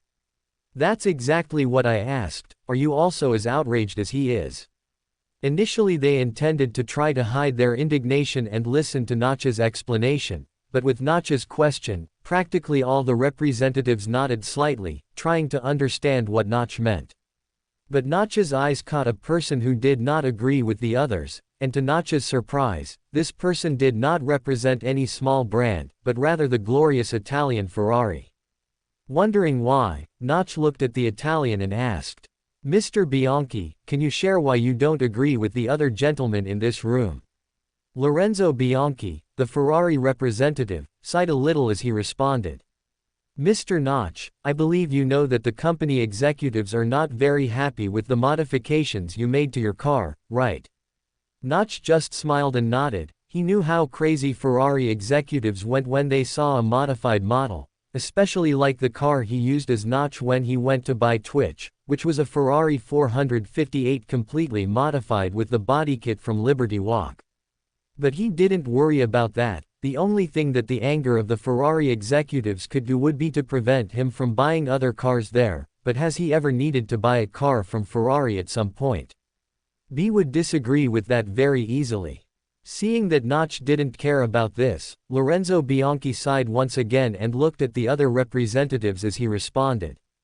Although executives were angry about the modifications Mr. Notch made to his car, it is an undeniable fact that orders for the Model 458 increased by about 700% in the month that Mr. Notch was photographed driving one, mainly the color yellow, which has now replaced red as the most requested color, representing 82% of cars ordered. With Lorenzo's explanation, the other representatives were shocked, especially the luxury car brands, who knew how difficult it was to stand out among other brands. To make a certain car model sell 7x more than the previous month, for a brand already as renowned as Ferrari, it was almost impossible. Usually their participation in video games was just so that their brands would not be forgotten by the public and would always remain in their minds as the ultimate luxury brand that they could achieve in life. But now, with Ferrari's results, they realized that just one scene of Notch driving a car increased sales of that model by 700%. What changes would make their cars participate in a game that billions of people would play? As a result, the mentality of these representatives quickly changed. And Notch smiled as he looked at Oliver Smith while asking, "Do you still have any doubts about my requirement, Mr. Smith?"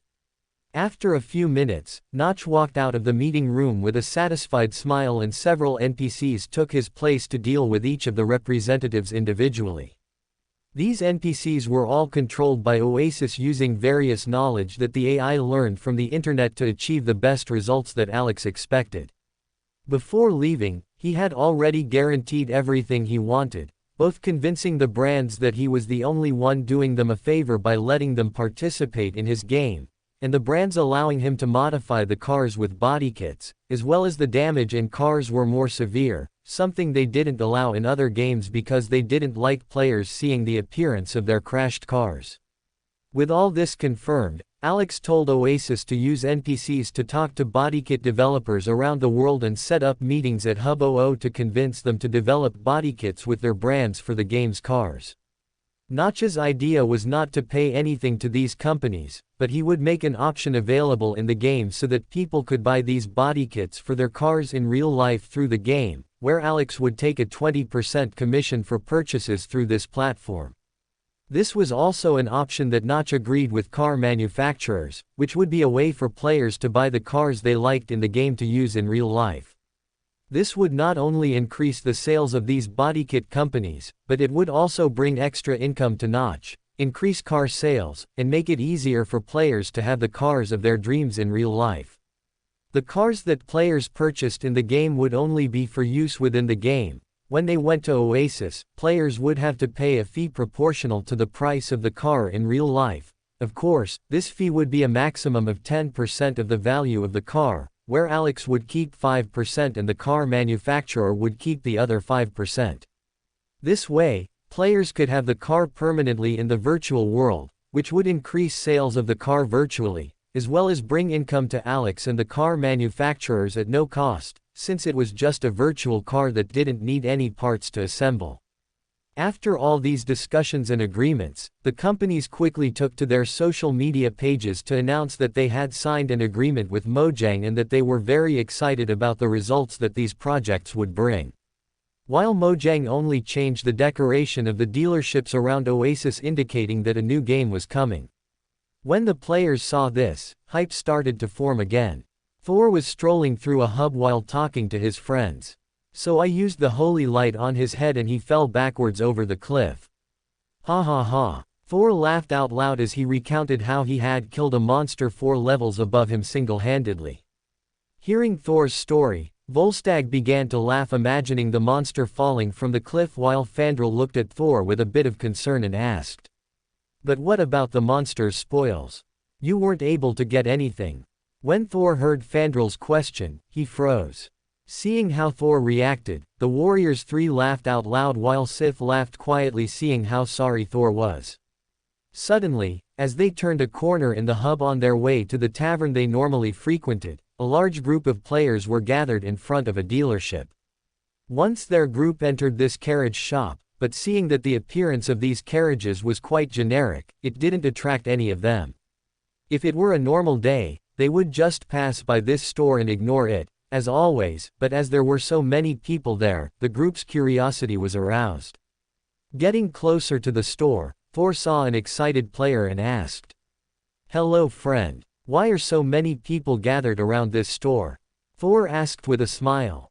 Looking at Thor, the player was surprised, since he knew this man. "Are you Thor?" the player asked excitedly. "I've been following your streams for weeks." Seeing that the player was a fan of his, Thor's smile got even bigger as his pride began to swell. "Haha, yes friend. I'm Thor Odinson," Thor said proudly as he hugged the player, who was shocked by this display of affection. "But answer me, why are so many people gathered in this store?" Apparently Mojang has left signs that a new game is coming, and from what people have seen, the next game is going to be a racing game. The player said excitedly as he pointed to a screen in the center of the dealership. Looking at where the player was pointing, Thor was a little surprised. Unlike the generic carriages he saw in this store, Thor was shocked by the carriages that were appearing on the screen.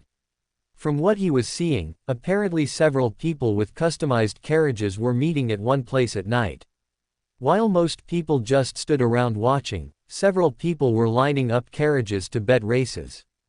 As soon as a group of people went out to run, another group would join in to run as well. On another side of the place, there were people using the carriages to make turns while skidding sideways, which shocked Thor. As Thor looked in wonder at each of those chariots, seeing how beautiful they were, one particularly caught his attention. "What's that silver carriage?" Thor asked in wonder as he looked at a silver car with thunder stickers. Knowing which car Thor was talking about, the player next to him smiled as he responded. "My friend, that is the Nissan Skyline R34, better known as Godzilla." The player explained excitedly. He's named after this monster because of how overpowering he is on the track. "Godzilla," Thor spoke in a low voice as he looked at the game on the screen with glowing eyes. Suddenly, it was possible to see the police light approaching while other people got into their carriages and fled the place as quickly as they could. Thor saw when the camera focused on Godzilla and how intense it was for the pilot to avoid the other carriages on the road while having to drive as fast as possible to escape the police. Before Thor could know whether that pilot managed to evade the police or not, the screen went black and words appeared. "Need for Speed, soon." As soon as the trailer ended, the surrounding players started clapping while shouting in excitement. The vast majority of players there were gearheads, although they had a lot of fun in ESW. When they were traveling from one place to another in the game, they always returned to the Oasis hub to participate in some races, but the experience was very limited. When they saw that Mojang was developing a game focused specifically on street racing, their minds were blown. When the trailer ended, only a small portion of the players left, while the rest remained there to watch the trailer again while talking to friends about what they saw. "Hey, did you see that yellow Ferrari at the car meet?" A player said excitedly about a detail he noticed. "Yellow Ferrari? I didn't see," his friend said confused. "I saw it. It was Notch's Ferrari, right?" Another player on the side commented excitedly. "Yes. He even had the Liberty Walk bodykit and everything. Will he be a racer that we can compete in the game?" The player theorized excitedly. "Will that happen? If so, it will be epic. Have you ever thought about a race against Notch and Herobrine? That would be amazing," the player said very excitedly.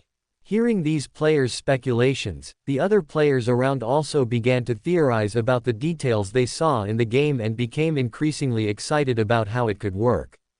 Even Thor and his friends felt their blood boil as they imagined the thrill of competing in these races. When they were kids, their dream was always to get a Pegasus to race each other, or a spaceship to race around the universe. But seeing how fun this Midgardian chariot race looked, they felt that this was much more fun than they imagined. Although Mojang did not post the game's trailer on the Twitch video platform, the number of players talking about the game on the Oasis forum was enormous. Even more so when the need for speed subforum emerged, players who wanted to talk about the game managed to gather in one place, and the amount of new theories from these players exploded into the sky, especially when they realized that this game would probably be even better to pass time while they were traveling in Elder Scrolls, Warcraft. Of course, the most excited people were those who loved cars, but didn't have the money to buy their dream cars. Imagining that they could drive and customize these cars in NFS, these people's excitement skyrocketed. Alex, observing the excitement of these people, began to have a different idea to promote the launch of the game. Would I be able to organize an in-person race as a way of promoting the game? He wondered. Maybe I should contact the government first. Alex really liked the idea of the in-person race to promote the game, so he quickly ordered the Oasis AI to contact NY state representatives to organize this, as Alex was making the game's first map based on this city. With Oasis sorting that out for him, Alex just spent the next few days developing NFS while taking advantage of his free time to play ESW with the X-Men group. Alex, have you seen the new game Mojang is developing? I'm dying to try it. Scott said excitedly as they killed a group of monsters. I'm dying to customize an RX-7, it looks like the customization in that game is going to be amazing. Kurt added, also excited. Hearing them start talking about it again made the girls roll their eyes. Seeing their reaction, Alex laughed, wondering what they had to hear from these two talking endlessly about this. I saw it, I just hope I can recreate my GTR there. Alex laughed. I also want to know if there will be a car like my Shelby, Scott commented, imagining that he could try out all the modifications he ever felt like in the game, and maybe even buy it for real life. Hey guys, it's my turn in line. Jean said excitedly. Hearing her exclamation, everyone became excited as they surrounded her. Which skill did you choose again? Alex asked, since he wasn't with them when they reached level 10. I chose Fire Blast, what do you think? She asked Alex's opinion out of concern, as he was the only true wizard in the group. Hearing her response, Alex responded relaxedly. I'm glad you chose Fire Blast, this skill is much better than Fireball in real life, since there's no casting time. But as Alex finished answering, he soon remembered something. Can this fire magic awaken the phoenix within her? He thought, shocked. Startled, Alex didn't think twice as he hurriedly spoke to the group. Jean, do me a favor and don't confirm the skill choice until I return to the game again. I'll go to your mansion and only when I get there will you confirm it, okay? Seeing how scared Alex was, the group went on alert. Alex, is everything okay? Anna asked. Shaking his head, Alex spoke. I don't have time to explain everything right now, please Jean, just promise me that you won't learn this skill until I get there, okay? Jean, who was previously happy, was now scared by the way Alex was acting, but seeing how serious he was, she just nodded her head as she responded. Okay, I'll wait for you. Hearing her confirmation, Alex finally sighed a little less worried as he logged out of the game. As Jean had already assured him that she would wait for him to get there until confirming the skill, Alex decided to ask B to transform into the GTR to go to the X mansion, since it would be difficult to explain why he could teleport like Notch if he used Kamui to teleport there. Fortunately the trip was short, and with the high speed that B was able to reach, Alex got there in a few minutes. When he parked the car in front of the entrance to the X mansion, Alex came face to face with Aurora, Logan and Professor Xavier, who were waiting for him at the door next to Anna, who had a worried expression. I'm glad you're already here, Alex commented as he got out of the car and hugged Anna. What happened, Alex? Anna just told us that you were coming to help Jean and that it seemed like something very urgent. Professor asked worriedly, since from what he heard from Anna, it seemed like Jean was in danger. Looking at the professor, Alex sighed lightly. Professor, I think what will happen to Jean is also partially your fault, Alex said. When I met Jean, I could feel a very strong magical power within her, but it felt like that magical power was sealed by something. Considering you're the most powerful telepath I've ever met, you must know something about this, right? Hearing this, Aurora, Logan and Anna were confused as they looked at Charles, wondering if what Alex said was right. When Charles heard what Alex said, he knew what he was talking about. Sighing, Charles confirmed, "Yes, when we met Jean I also felt that power within her, but as she was very young, I was worried that that power would take over her, as it was already doing when we met her, and so I sealed those powers in her mind." Her. With the professor's explanation, Aurora, Logan and Anna were shocked, as they had lived with Jean for years and had no idea that this was happening in her mind. For you to come in such a hurry, will something happen to that power in her mind? Aurora asked, already understanding what was happening. Alex nodded in agreement. Yes, Jean chose to learn a fire spell at ESW, and considering the amount of fire elements I sensed in her mind, I'm worried that this spell might unseal her mind and let that power out. What will happen if this power goes out? Anna asked worriedly. Looking into her eyes, Alex looked around and responded. I think everything around us is going to be destroyed. The power contained in her mind is much more powerful than you imagine. If we don't deal with it, it's possible that half the city will be destroyed when she loses control. Hearing Alex's response, the three of them were extremely shocked. Even Charles, since he didn't imagine that the seal he made in her mind could cause such great damage. Do you know what we can do to help? Charles asked in a serious voice. The wisest thing to do is decide whether we will empty the mansion or take Jean to a secluded place. Alex replied, making them sigh. Looking at the mansion, Charles asked. If we move her while she's in ESW, could that cause any consequences? No, there are even people who play games while on planes. As long as she is aware of what will happen in real life, everything will be fine. Alex explained. But I don't know of a place where we could take her. I know, Charles said. Go talk to her at ESW, I'll let the other students know that we're leaving while Logan prepares the jet for our trip. Right. Alex nodded as he went with Anna to the room where Jean was. As the girls decided to play together, Anna, Kitty and Jean were together in Kitty's room. I don't know if Counterspell will work with Jean, it leaves me with few alternatives to deal with Phoenix, Alex thought worriedly, as this would be the biggest challenge he would deal with since he came to this world. Even Magneto was nothing compared to the Phoenix Force. I hope it all right. He thought as he walked into ESW to tell Jean what they were planning to do. According to their idea, Kitty, Jean, Scott, Kurt and Anna would stay with Jean at ESW, while Alex would take Jean's body with the teachers. But Alex wouldn't explain to Jean about the power sealed in her mind before going to an isolated place, as he was worried that this could become a trigger for her to freak out and release the Phoenix. Hearing from Alex that they would have to take her body from reality to an isolated place caused Jean to start hyperventilating and become scared. Calm down, Jean, it's okay, it's going to be okay, I have magic that will be able to handle this. Alex said in a calm voice as he placed his hand on her shoulder. Feeling Alex's hand, even though it was a night elf in front of her at this moment, Jean felt much calmer since she knew that Alex was very powerful. But if you're so confident, why do I have to go to a secluded place? She asked a question she had. This is just in case, don't worry. Alex responded with as much calm as he could muster. Seeing that Alex was calm, Jean was finally able to calm down.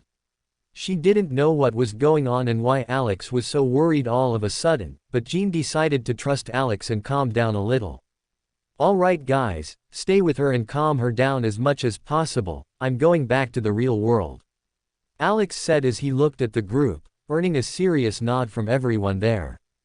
Jean, just hold on a little longer and don't learn this skill yet, when the time is right I'll enter ESW again and let you know the right time to learn this, okay? Why can't I disconnect from the game? Jean asked a little uncertainly. Alex just shook his head. When the Q bar finally fills, the game will let you learn the skill when you click confirm, or when you exit the game, either way the skill information is already in your brain, it's just in a sealed state. Hearing Alex's explanation, Jean, Scott and Kurt were shocked and nodded their heads. Jean because she was scared for her own life and couldn't think of anything else. Kurt because he didn't care much about those details. And Scott because the life of the woman he liked was in danger, and despite being the most rational of the group, he still couldn't think rationally when listening to Alex's explanation. But Anna and Kitty were surprised at how Alex knew so much about the game. From what they knew, that kind of information wasn't something an average player should know, right? Alex didn't even notice his mistake in revealing more information than he should have, and just made a mental command for Oasis to correct this for the next people in the game queue, not letting the information be sent to the player's brain until he confirmed, even if it took longer to transfer. So I'm going out guys, I'll see you again when the time is right. Alex said as he logged out of the game. Looking at Alex's disappearing body, Anna and Kitty stared at each other, surprised that they both noticed Alex's slip-up. But since there was now a higher priority, they just ignored it and focused on staying with Jean and comforting her. As for Alex, in the real world, when he disconnected from ESW he found himself surrounded by Charles and Aurora. "Everything is ready?" Alex asked. Charles nodded. "Yes, Logan has already prepared the jet, now we just have to get Jean to the jet and go." "Can I get her now?" Aurora asked a little uncertainly, worried about doing something that would put Jean in danger. Alex just nodded as he responded. "Don't worry, since she already knows what will happen, moving her body here won't cause her to disconnect there, so we're safe." Relieved, Aurora picked Jean up and headed towards the elevator that they would use to get to the underground hangar. Looking at the large fighter jet they had, Alex was surprised as he looked around. The appearance of this jet actually reminded Alex of Megatron, so for a few seconds he was worried that the leader of the Decepticons was hiding as the X-Men's jet, but without seeing any symbols of their group, Alex was less worried as he entered the jet. "Where are we going to take her?"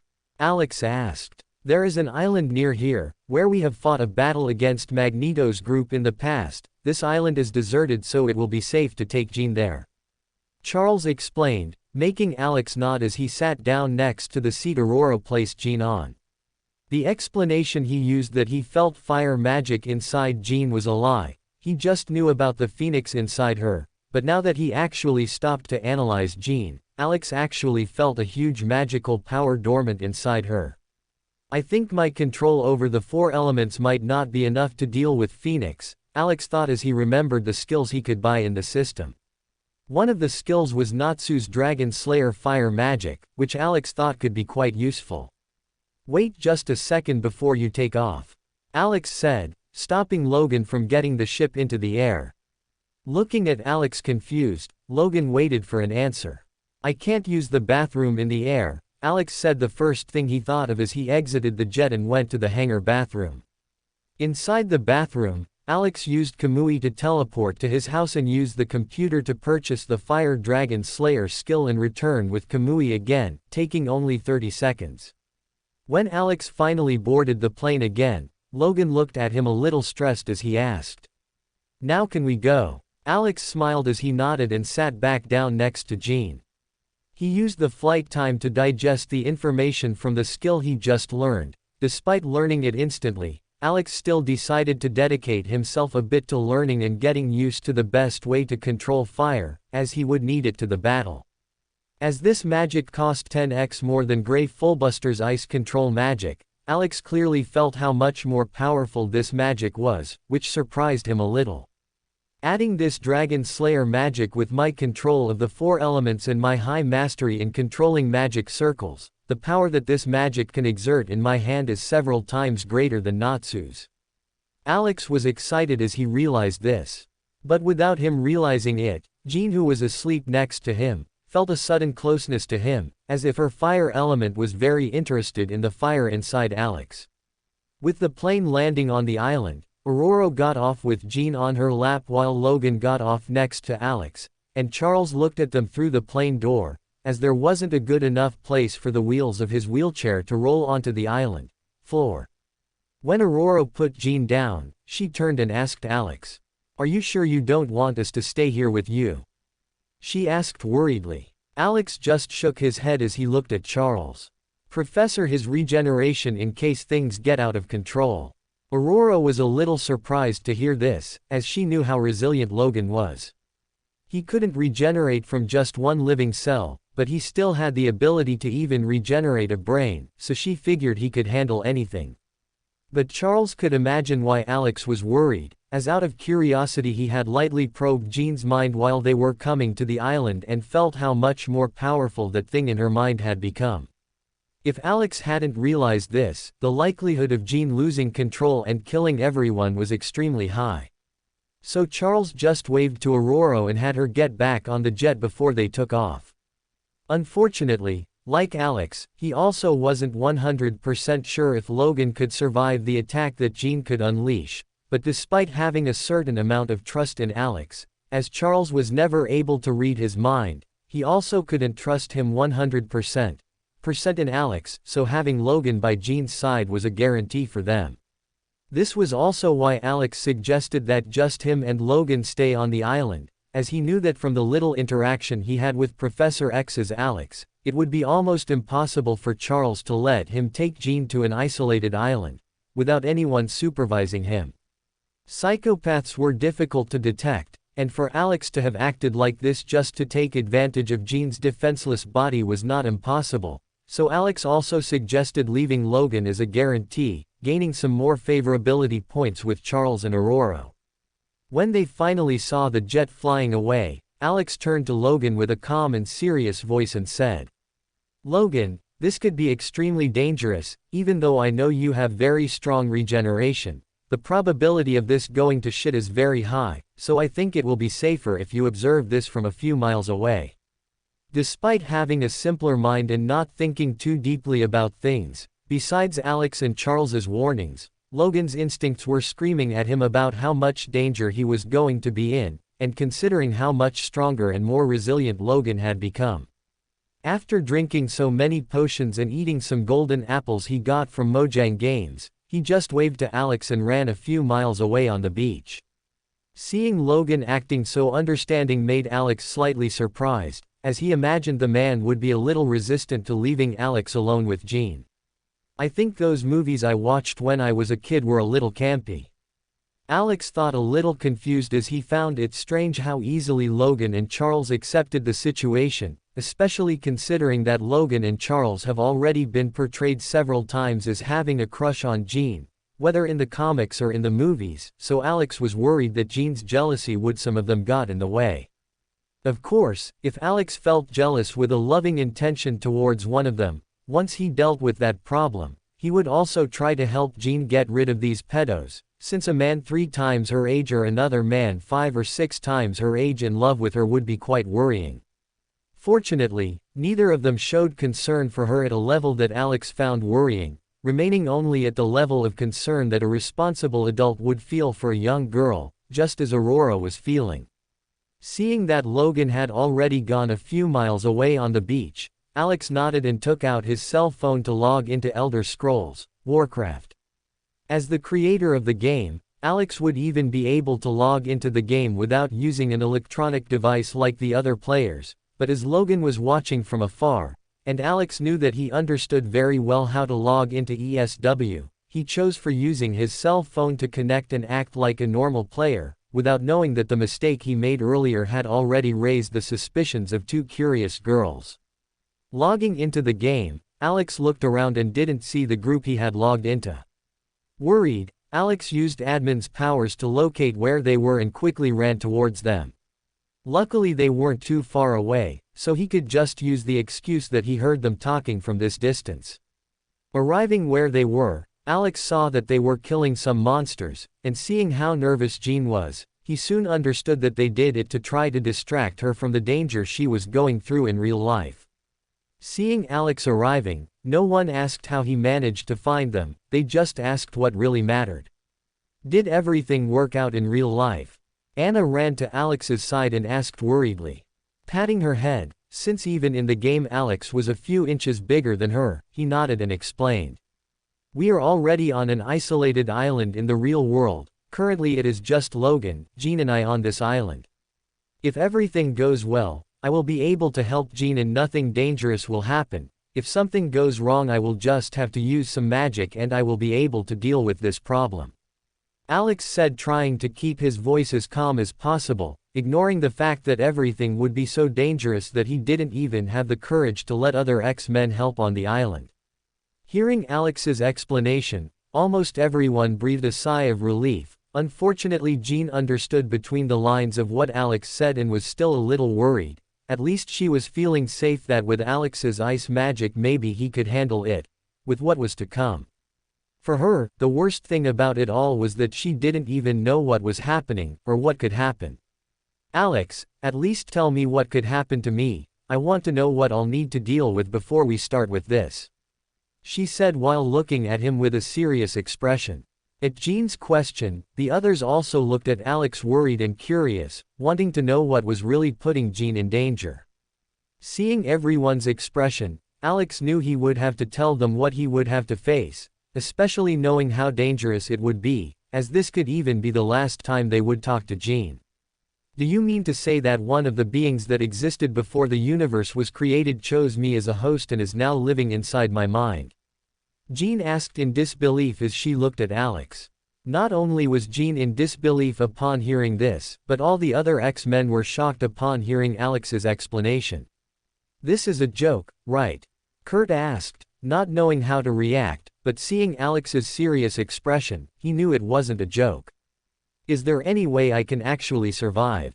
Jean asked as tears began to form in her eyes. Seeing how fragile she was, Scott even thought about hugging her to comfort her, but he took too long and Anna and Kitty were already hugging her, trying to comfort her. But Jean just ignored them and looked at Alex, trying to hold at least a ray of hope in his answer. With a small smile on his face, Alex replied, "Yes, if there wasn't I wouldn't be on your side now in reality, don't worry." Hearing this simple fact from Alex, Jean actually managed to become much calmer. If it was Anna hearing this, maybe it wouldn't be effective, since they were already boyfriends and it would be normal to be there for each other in difficult times, but Jean and Alex were just friends. He had no reason to risk his own life for her like that. Way into something she would probably die and kill him too. With a confident nod, Jean finally showed a serious expression and prepared for what was to come. "What should I do?" she asked Alex. "First of all, a warning, if you feel like there's something in your mind trying to break free, there are two things I hope you don't do. Do not under any circumstances completely block the Phoenix from leaving your mind, as leaving it completely the prey is what got us here, but don't let her run wild either," Alex said. Seeing her confusion, Alex made an analogy. "Imagine it like a tap. Don't leave the tap completely closed, otherwise it will explode.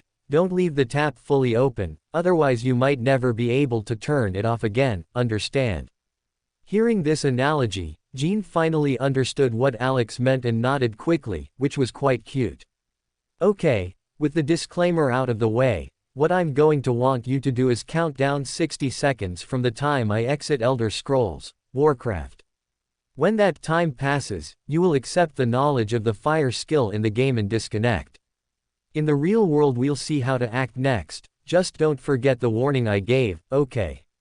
Alex asked seriously. Jean nodded quickly, ready to do exactly as Alex ordered. Satisfied, Alex nodded at her as well and logged out of the game. Back in the real world, Alex leaned Jean's body against a tree and faced her, in a position where he had his back to Logan. As she was still in ESW, her body was in a state of hibernation, so Alex opened her eye and his eyes began to change. From a normal red eye with a human pupil, Alex's eyes quickly began to change to the shape of a three-pointed shuriken, exactly like Obito's M's. Right now Itachi's MS would be very useful, but for now Obito's will be enough, Alex thought as he used Jean's as a gateway into her mindscape. Since his back was to Logan, Logan didn't see Alex's eyes change to look like notches. In Jean's mindscape, Alex saw something extremely similar to what those eyes of his had seen in another world. A large cage was in front of him, trying to contain a gigantic red bird. Despite this cage being gigantic, the bird was already larger than the cage could support, and any change could result in the cage breaking and the bird finally breaking free. And that change was coming in front of Alex. Jean, who had disconnected from ESW, finally removed the seal from her mind that contained the knowledge of the fire blast skill, making her at a very proficient level. But this proficiency that she received from learning the fire blast was the spark of affinity that was missing between her and the gigantic phoenix in the cage, so that the phoenix became strong enough that the cage could no longer contain it. When Jean woke up in the real world, the first thing she saw when she regained consciousness was Alex's beautiful red eye, but before she could admire that, her consciousness quickly moved to her mindscape, where Alex was. Once there, what caught her attention the most was the gigantic fire bird trapped in a cage. But to her surprise, the cage was starting to crack, indicating that it would break at any moment, releasing this beautiful mythical bird. Imagining the damage the phoenix would do when it broke free caused a tear to run down Jean's eye. "I'm sorry guys, I don't think I can handle it," she said in a low voice, while looking at Phoenix without even being able to imagine how she could control such a powerful being. "Do you remember my warnings?" A familiar voice appeared next to Jean's ear, making some of the despair disappear. Looking to the side, she saw Alex, looking at Phoenix with a small smile on the corner of her mouth, which she couldn't understand why she looked like that. "I remember," she said a little uncertainly. Alex just continued looking at the bird, before responding. "I told you not to trap her completely, this is the best time for you to take control." Stopping looking at Alex, and looking back at the gigantic phoenix in front of her, Jean felt that this would be impossible. She had no idea how she could control a being like this. In her mind, as long as she loosened the cage a little, the phoenix would use this loophole to break everything and destroy everything around her. Seeing her indecision, Alex placed a hand on her shoulder, to convey reassurance, and responded. "Don't worry, you're not alone, if anything goes wrong I'll be here to help you." Feeling that slightly cold hand on her shoulder, with the heat that the phoenix flames were generating in her mental landscape, it was like a refreshing soda on a sunny summer day. With a slightly cooler mind, Jean looked at the phoenix in front of her and accepted.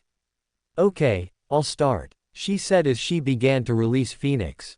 As soon as Jean began to free the phoenix, just as they imagined, the small hole that Jean made in the cage for the phoenix to begin climbing out of, quickly began to enlarge. The phoenix began to use the leaking fire to go back into the hole and further corrode the cage, making the hole bigger and bigger, until it reached the point where Jean would no longer have control. This strategy was actually working, as the small 5 cm hole Jean made had already expanded to over 30 cm in a few seconds, and with the scale this was increasing, it wouldn't take more than a minute to completely erode the cage. With this fire leaking out, in the real world, the tree that Alex had supported Jean's body on was starting to feel hot, while the air temperature around the two was rising at an alarming speed. Seeing how the hole was opening beyond her control, Jean began to despair. "Alex, what do I do?" she asked. Without responding, Alex suddenly ran in front of Jean, reaching the hole she had opened. Seeing Alex approaching the fire, Jean became even more afraid. But instead of letting fear control her, Jean used the fear she was feeling to control the fire even more tightly, as if she let the fire grow, it would definitely engulf Alex completely. As Jean's control increased, the speed at which the fire was taking to devour the cage slowed, but did not stop. That's when Alex did something that not only completely shocked Jean, but even Phoenix, who was looking at him curiously. With his mouth wide open, Alex began to inhale the fire that was corroding the cage, and to their shock, he simply began to swallow the Phoenix's fire. Without the fire that would increase the size of the hole, the amount of Phoenix flames leaking through the hole was constant, and fortunately at a level that Jean was able to control.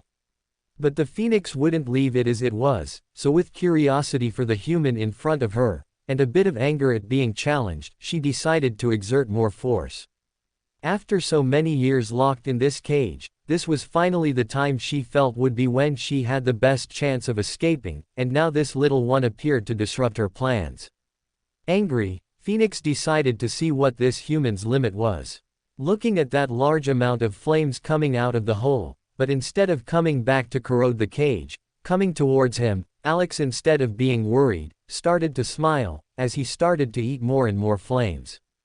This lasted for several minutes, to the point that Phoenix, who had previously been at the limit of not fitting into the cage, was still too big for that spot, but now had some room for extra movement there.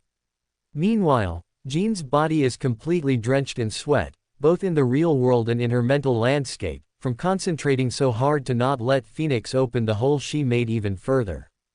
Alex, who had previously been calmly eating fire, was now starting to have slightly reddened skin. "You're finally reaching your limit, right, human?" For the first time, Phoenix spoke. Unable to close her mouth to speak, Alex just nodded as she continued to eat the fire coming out of her. Even though he had purchased the Dragon Slayer fire magic from Natsu, Alex realized that this was not enough to eat the entire flame of a cosmic entity like the Phoenix, but fortunately this was not all he had planned. When the Phoenix saw her response, she simply laughed coldly and commanded even more flames to come out of the hole and go directly into Alex's mouth. She wanted to see him explode from the flame he ate. Seeing this happening, Jean became even more worried about Alex, but she couldn't do anything as she concentrated on stopping the Phoenix from breaking into the hole further. "Please bear with me, Alex," she said in a low voice as she felt guilty for putting him through this. Meanwhile, in the real world, the air that had only gotten a little warmer around Jean was now starting to evaporate all the liquid around her. The sand on the ground started to turn to glass, the plants were turning into charcoal, while the air around her was starting to distort. Fortunately for Alex, as this was just a high temperature, and not the true Phoenix flames, he used ice magic to make a bed of ice around his body, so he wouldn't have to worry about the heat while he had mana. And considering the amount of mana he was absorbing from eating the Phoenix's fire, Alex had practically an infinite supply of mana. To expend even more mana, Alex began to subconsciously increase the intensity of his ice spell, to expend as much mana as possible, to the point where everything behind Jean was burning, while everything behind Alex was freezing. Which was a completely beautiful and bizarre sight for Logan, who watched everything from afar with a shocked expression.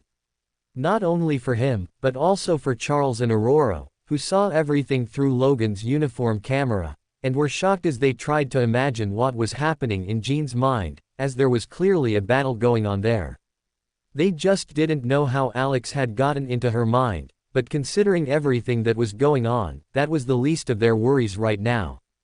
Back in Jean's mindscape, the Phoenix began to sense what was happening outside and became furious, as this human was not only using her fire as fuel, he was making ice with her fire. "Insolent!" she roared angrily, as for the first time she began sending a massive amount of fire out of the hole. Even without trying to break into the hole, the amount of fire she sent out was so great that the hole began to tear on its own, making Jean start to feel dizzy. But looking at how Alex was dealing with all of this and enduring it all for her standing, she didn't have the courage to give up and redoubled the efforts she made to stop Phoenix from opening the hole even further. Fortunately, Phoenix didn't want to open the hole any further and her focus was only on Alex, so with Jean's control, the hole stopped opening, but for Alex, this situation was extremely dangerous. Looking at the large amount of Phoenix flames coming towards him, Alex had no choice but to use the Sharingan again. Alex's first idea was to use the Mangekyo Sharingan to try to control the Phoenix, just as Madara controlled the Kyuubi, but he soon had to give up on this idea, since first, if he did that, it would be almost impossible for Jean to get along well with Phoenix in the future, and second, he did not have the confidence to control a cosmic being like Phoenix, who was several times stronger than a simple nine-tailed fox. So Alex used the only thing he could think of at the time. For Phoenix and Jean, it was as if Alex was continuing to eat Phoenix's fire, as if the increased amount of fire she made hadn't changed anything for him, but only he knew something. At this moment, within his Kamui space, a huge amount of fire was surging, and since this fire was immortal, Alex would have to get rid of it quickly before it burned everything down. But this concern of his was only in his mind. In front of Jean and Phoenix, Alex was unshakable, as if none of this could affect him. Looking at Alex this way, for the first time in millions of years, Phoenix was surprised by a being as fragile as a human. With the increasing amount of fire Phoenix used, the temperature around Alex and Jean in the real world was fluctuating even more. The temperature behind Jean was so high that the sand that was previously turning into glass was now melting and slowly turning into magma. While behind Alex it was the opposite, with the temperature getting so cold that water molecules were freezing in the air and turning into snow. As for the meeting point between Jean's high temperature and Alex's low temperature, it was as if a battle was going on, with small explosions occurring non-stop. When Logan saw this was happening, even though he knew the danger, he tried to get closer, but no matter where he tried to get closer, his body couldn't take it. Going on Alex's side, which was closest to him, the closer Logan got, the more his body froze, to the point that a few dozen meters away he almost couldn't move anymore and had to retreat. When he tried to get to the center, between the two, Logan couldn't even cross to Jean's side, as the thermal shock that his body was feeling made him start to feel dizzy and his nose started to bleed, as he knelt. On one side was extreme cold, on the other was extreme heat, and he couldn't get closer from anywhere. Even with his super regeneration, it reached a point where the speed at which the temperature destroyed his body was greater than the speed at which he healed, making it completely useless besides making him feel inhuman pain. Finally giving up, Logan walked away again, while just looking from afar at what was happening and hoping that nothing worse would happen. Meanwhile, in Jean's mind, the Phoenix, which used up much more power than it should have, now decreased in size by at least 30%, which made the cage larger than its size by a large margin. But instead of being frustrated that she had lost so much power and lost the opportunity to destroy this cage, she was quite satisfied. Both as she looked at Alex, and when she looked at Jean, who was completely drenched in sweat, but still standing, ignoring the devastating headache she was feeling, just to stop her from running away. That alone demonstrated how right she was in choosing Jean as her host. The only misfortune was that before she could contact Jean and merge with her, a human sealed her in the girl's mind, and the only way to escape from there was to destroy everything completely, including the girl's mind. But that was no longer the only way out. Especially after this male human brought her host into her mindscape, it was now possible for her to communicate directly with her host. Then, to Alex and Jean's surprise, suddenly the Phoenix stopped using her flame to destroy the cage, and just looked at the two of them. Since she was in bird form, it was completely impossible for them to read any of her expressions, since as humans, it was difficult to understand what a bird was thinking. But they didn't waste that time. While Alex was using up as much of the excess mana he absorbed as Phoenix fire as possible, Jean was using up as much of her mental power as possible to rebuild part of the cage's hull as much as possible. As they did this, the Phoenix just stayed quiet as she looked at them and analyzed what they were going to do. Until when she saw that Jean wasn't completely closing the cage, Phoenix laughed. "Ha ha ha, you're smarter than I thought, girl," she said as she looked at Jean with even more goodwill. Hearing Phoenix's sudden praise, Jean was surprised, but she was so tired that she couldn't even respond. To surprise her even more, part of the fire that escaped through the hole, instead of returning to corrode the hole, or go to Alex's mouth, went to Jean's body. Scared, Jean looked at Alex with a horrified expression, thinking she was going to die. Even Alex was scared, quickly using Kamui to teleport in front of Jean, while opening his mouth, ready to continue eating the Phoenix's fire. But instead of continuing straight, the fire stopped in front of Alex, and the Phoenix spoke again.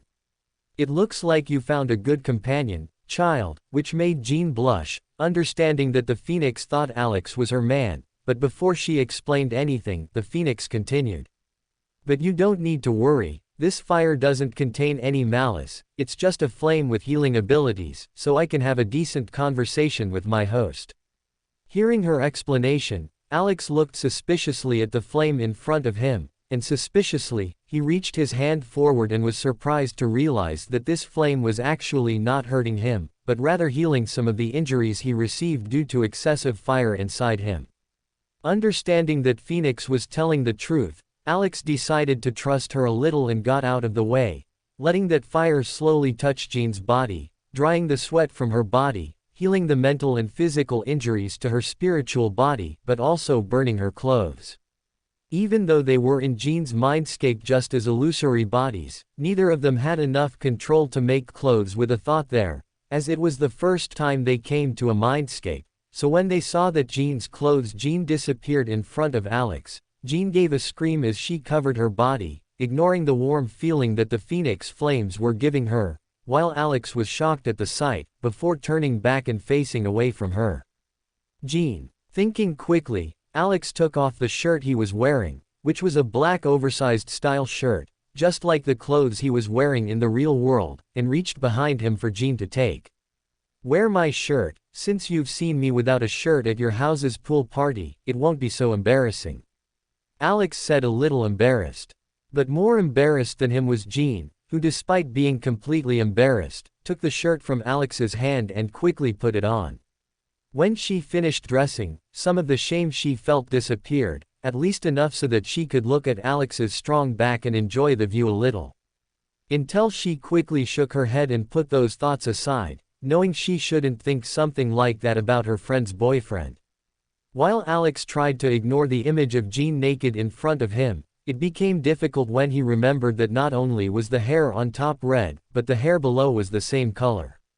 And having such an exotic image in front of him at a time he was so unprepared for, took Alex by surprise. The only one who was confused there was Phoenix, who didn't understand why they were acting like this if one was the other's partner. With Jean now wearing Alex's shirt and the two acting as if nothing had just happened, Phoenix also ignored this and said, "You're smarter than I imagined, kid," she said as she looked at the part of the cage that was still open but with only a little bit of fire leaking out.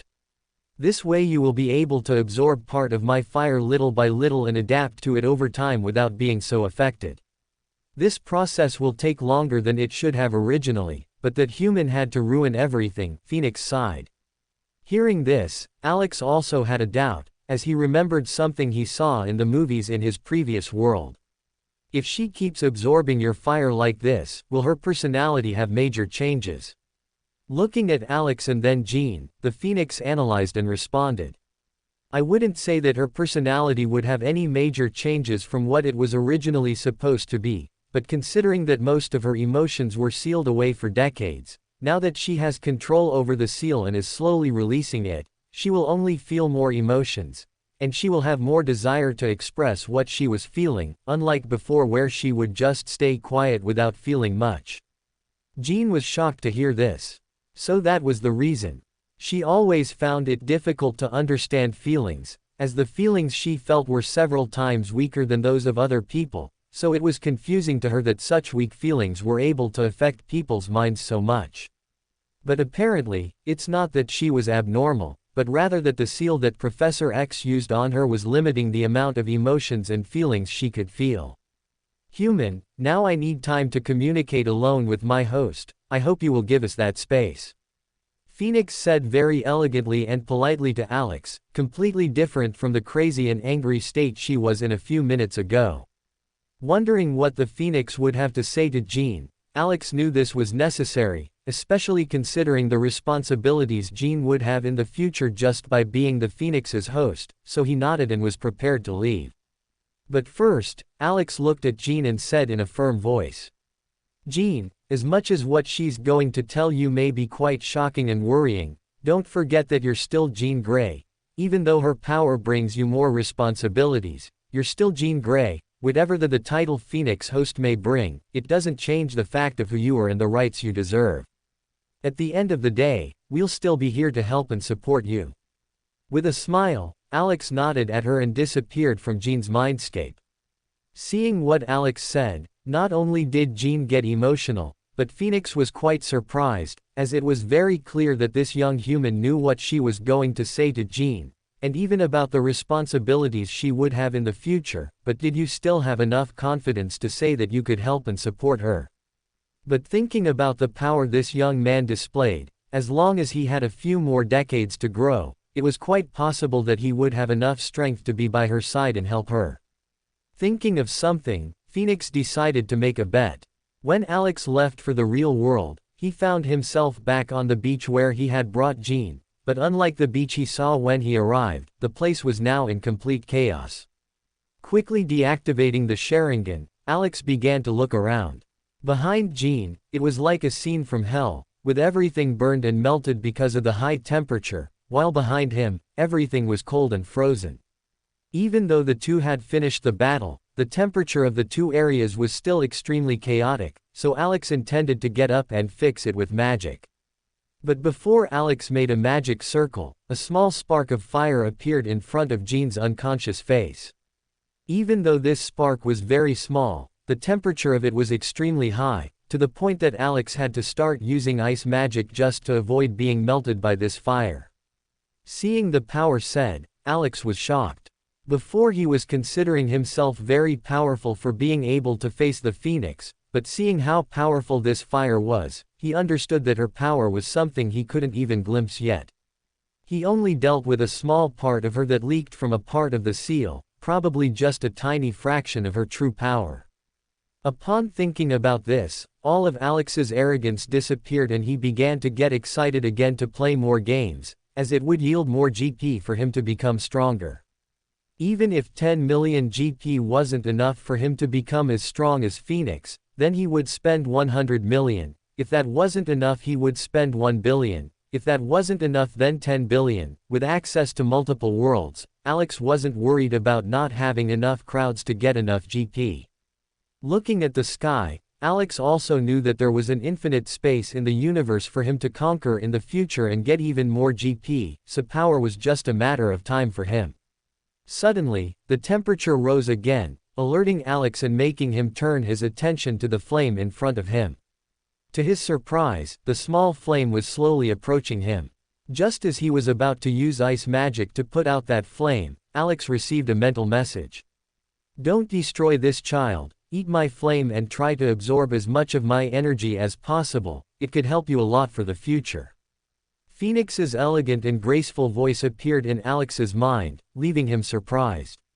He had thought about eating this flame before, but feeling how hot it was, he was afraid that it would just melt his body. But hearing the Phoenix's warning, a part of Alex became greedy and really wanted to eat this flame to see how powerful he would become. To be safe, Alex decided to try putting a finger on the flame, even if it melted his hand. He had ways to recover that with the system, so he didn't worry too much. Fortunately, the flame did not melt his finger, indicating that the high temperature was just a demonstration of the energy this flame contained, but that it had no malice. Then, Alex finally ate. Unlike the other flames he ate, which were very destructive, this flame did not damage anything on his body, but began to heal all his injuries. Within a few seconds, Alex felt like he was at a peak state, but the energy from the flame was nowhere near running out, so Alex quickly sat down on the ground as he began to absorb the energy from this flame that he ate. Unbeknownst to him, his body was beginning to change. The fire energy contained in this flame was awakening his Dragon Slayer magic, to the point that his skin was changing from the delicate white tone he had, to red scales appearing on his body. Even his shirt was tearing at the back while small wings were slowly growing on his back. Logan, who was watching this worriedly from afar, was shocked to see that after the battle ended, Alex sat down next to Jean and began to transform into a creature he had never seen before. Alex wasn't feeling the physical changes that this flame was bringing to his body, the only thing he felt was that he ate a large amount of energy, and that for some reason the Dragon Slayer magic was almost begging him to give it up. This energy for this. Without much place to spend that energy, Alex decided to harness that energy for the new magic he learned. Every few seconds Alex felt that Dragon Slayer magic was getting stronger and stronger, to the point that at one point Alex was surprised by the new knowledge that arose in his mind, where he could use the flame he produced with Dragon Slayer magic to heal others, just like the Phoenix. "I think the healing skill I learned to heal Magneto will now be useless," Alex thought with a laugh as he continued to harness that energy for his magic. Without him realizing it, Alex stayed there for at least 10 hours controlling the energy and improving his magic. Until the power finally went out, Alex opened his eyes and was shocked by what he was seeing. For a second he even checked to see if he had his Sharingan activated, but he confirmed that he didn't, and yet his vision was enhanced to the point that he could see every grain of sand beneath him in enormous detail as if he had with his eyes. Sharingan activated. The only thing missing was the feeling that he saw time passing much more slowly, but Alex was still satisfied. Looking ahead, he was surprised again, but this time he noticed that the X-Men were looking at him from a distance with an excited expression. Despite the distance, Alex could hear Anna saying excitedly. He woke up. Thinking about waving at Anna, Alex raised his hand and was going to swing it while smiling at her, but he was shocked to see the red scales that appeared on his hand. Confused, Alex put his hand in front of his face and saw that these scales were actually growing from his body. Just as he thought about getting up, suddenly his body was thrown into the air. Confused, Alex felt something different on his back, and saw that they were wings. Wings as red as the scales on his hand. Seeing that he was flying more than 10 meters from the ground, Alex thought about descending calmly, and as if he had had these wings for years, he was able to control it with ease to descend slowly. When he finally reached the ground, Alex heard a worried voice. "You finally woke up, we were worried." Looking in the direction of the voice, he saw that it was Jean, who was now awake and with a much more confident expression. Confused, Alex asked, "How long did I meditate?" As he asked this, he tried to put his hand in his pocket to get his cell phone, but as he had claws on his fingers, he lacked the grip to get the cell phone out of his pocket, frustrating him. "I woke up after 2 hours. Since I woke up, you still spent another 9 hours meditating," she explained while analyzing his body, especially his wings. "How did you get like this?" she asked, confused. "Can you take a picture of me with your cell phone? I want to know how I look first," Alex asked as he showed that he couldn't take his cell phone out of his pocket. Nodding, Jean took out her cell phone, only to find that the cell phone wouldn't turn on, probably due to the high temperature. Seeing this, Alex shook his head as he looked at the other X-Men. "Why are they so far away?" Jean laughed. "Aren't you feeling the temperature around us?" Alex was even more confused. "No, what's wrong?" For him, the temperature was quite pleasant. "I think this is your transformation. While you were meditating, the temperature around you rose to over 80 degrees, so only I was able to get close to you to check on you. Where they are the temperature is only 40 degrees, point where they can stay safe, even though it's still very hot," Jean explained, making Alex nod in surprise but understanding. Trying something, Alex decided to wish his body back to normal, and to his surprise, it actually did. The scales on his arms were disappearing, while the wings on his back were shrinking. Seeing this, Alex made it stop shrinking and quickly flew into the sea water, trying to check on him after asking Jean to tell the other X-Men to wait a bit. To his surprise, Alex saw that he had the appearance of a dragon.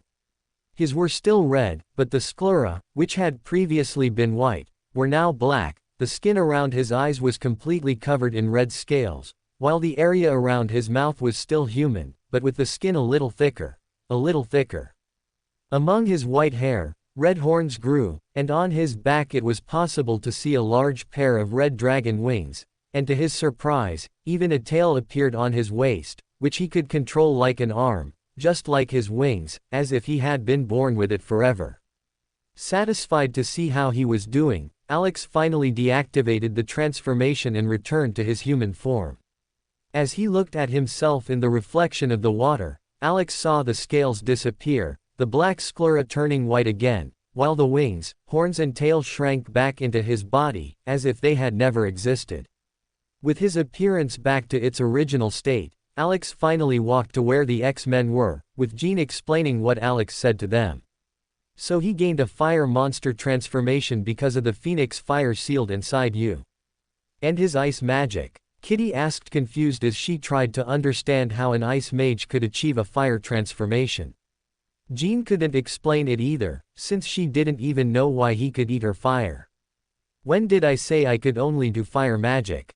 Alex asked with a smile as he approached the group. When Anna saw him, she didn't think twice and ran into his arms, hugging him tightly as she started to cry. "I thought I was going to lose you," she said in a muffled voice as she cried and buried her head in his chest. When Anna touched his skin, Alex didn't activate Counterspell in time and felt a slight shock, with her powers activating on him, but he quickly activated the skill and deactivated his powers, allowing her to hug him without worrying about hurting him. But Alex was surprised to find that now Anna's powers no longer had as much of an effect on him, as the pain he felt when she used her power on him was much less than when they first started dating. Could this be because of my dragon transformation? Alex thought in surprise. Not only was he surprised at this moment, the phoenix within Jean was also shocked. Although Jean and the other humans did not recognize what Alex had become, she, as one of the first beings in the universe, clearly did.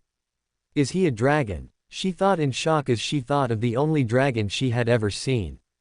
The heroic image of that red dragon she met billions of years ago, despite time, has never been erased from her mind. Unfortunately, she had only seen that dragon once as he passed through this universe, never to see him again. When she saw the changes that were happening in Alex's body from Jean's vision, Phoenix was shocked to see Alex's similarities to that dragon she saw. It was clear that Alex was just a baby dragon at that moment, but it was still enough to shock Phoenix to the extreme. So, with her interest in Alex even greater, Phoenix decided that she would observe this dragon human with even more intensity, as the secrets he had were very interesting to her. So you also have dragon magic? Aurora asked a little confused. Alex looked at them and saw that besides Jean and Anna, everyone else was still quite confused. Maybe they're not used to someone having more than one type of power. Alex thought. Yes, while ice magic is something I just learned, like a normal ESW mage magic, my dragon magic is more like a racial passive. Despite being human, because of an ancient magic I have the powers of a dragon too. Alex came up with the best excuse he could think of, without knowing that his excuse was also serving to create theories in Phoenix's mind. But if you can control fire because of dragon magic, why can Jean control fire now? Kitty asked confused as she looked at Jean. When they arrived, the first thing they noticed was how hot the island was, and with the footage they got from Logan's body camera, it was clear that the temperature mess was caused by Alex controlling the ice and Jean losing control of fire. Looking at Jean, Alex waited to see if she would want to respond. Just as Alex has a power related to a dragon, I discovered that I am the host of a phoenix. Jean also thought about the best way to explain, without worrying the other X-Men about how powerful Phoenix was and the responsibilities she would have to carry in the future. Jean thought it would be difficult to explain to them in a way that they would be able to understand her power, but with the example of Alex turning into a dragon in front of them, the first thing they did was relate the two and just deduce that Jean also had a similar power. And you can turn into a phoenix like Alex turned into a dragon? Kitty asked excitedly. To their surprise, when Jean was about to deny it, the phoenix in her mind confirmed, saying that the more she mastered the phoenix's power, the more she could transform into the fire phoenix form. With so much news about their powers, the group took the jet back to the mansion while discussing the news with Jean. Alex and Anna were isolated from the group, at the back of the plane, with Alex calming Anna, who was still a little shaken by all of this.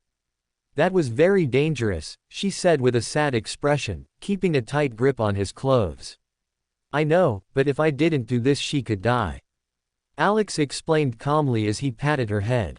But you didn't tell me how dangerous it was, she complained a little angrily. I didn't even know how dangerous it could be. I had a sense of the power that was within her, but I didn't know how much I could handle it. He explained, which only made her more worried. You have your magic, but you use that magic on enemies, right? Just like we fight other mutants. Anna asked. Thinking for a moment, Alex replied. I already fought, but for now we are at peace. Why? Were the beings you fought as powerful as the Phoenix in Jean? No, there are few beings more powerful than the Phoenix. Alex replied. Although he didn't say that the Phoenix didn't exert even a fraction of her true power, but he didn't want to make Anna even more sad and worried. With all this talk, they finally arrived at the X mansion.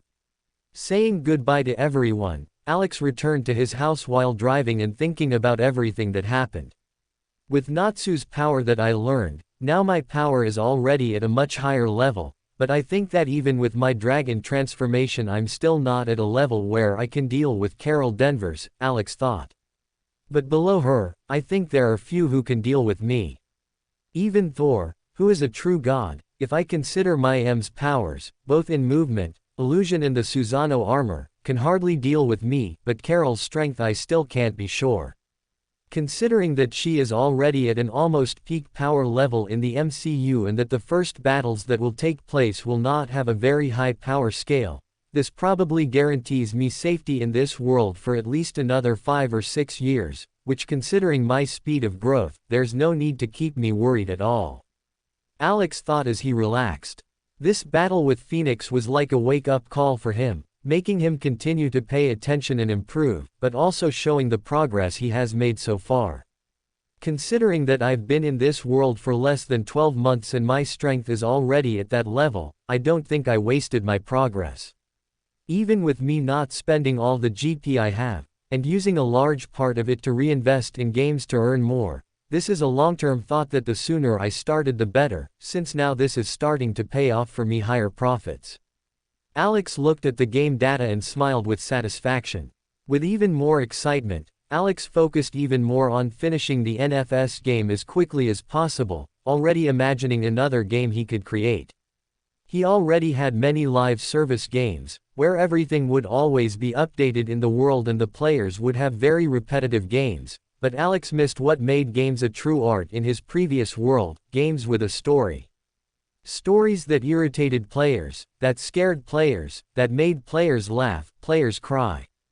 With ESW serving as a constant source of income, Alex was confident in making niche story mode games and would not need to worry if the game was not as successful and as grand as the previous games.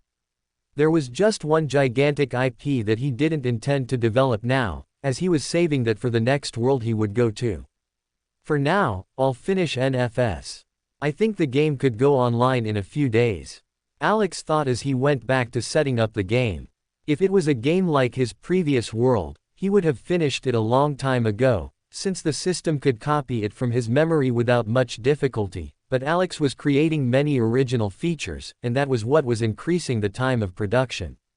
Since unlike things in his memory that were already ready, the original things he had to plan, develop, balance and test to check if it was working perfectly.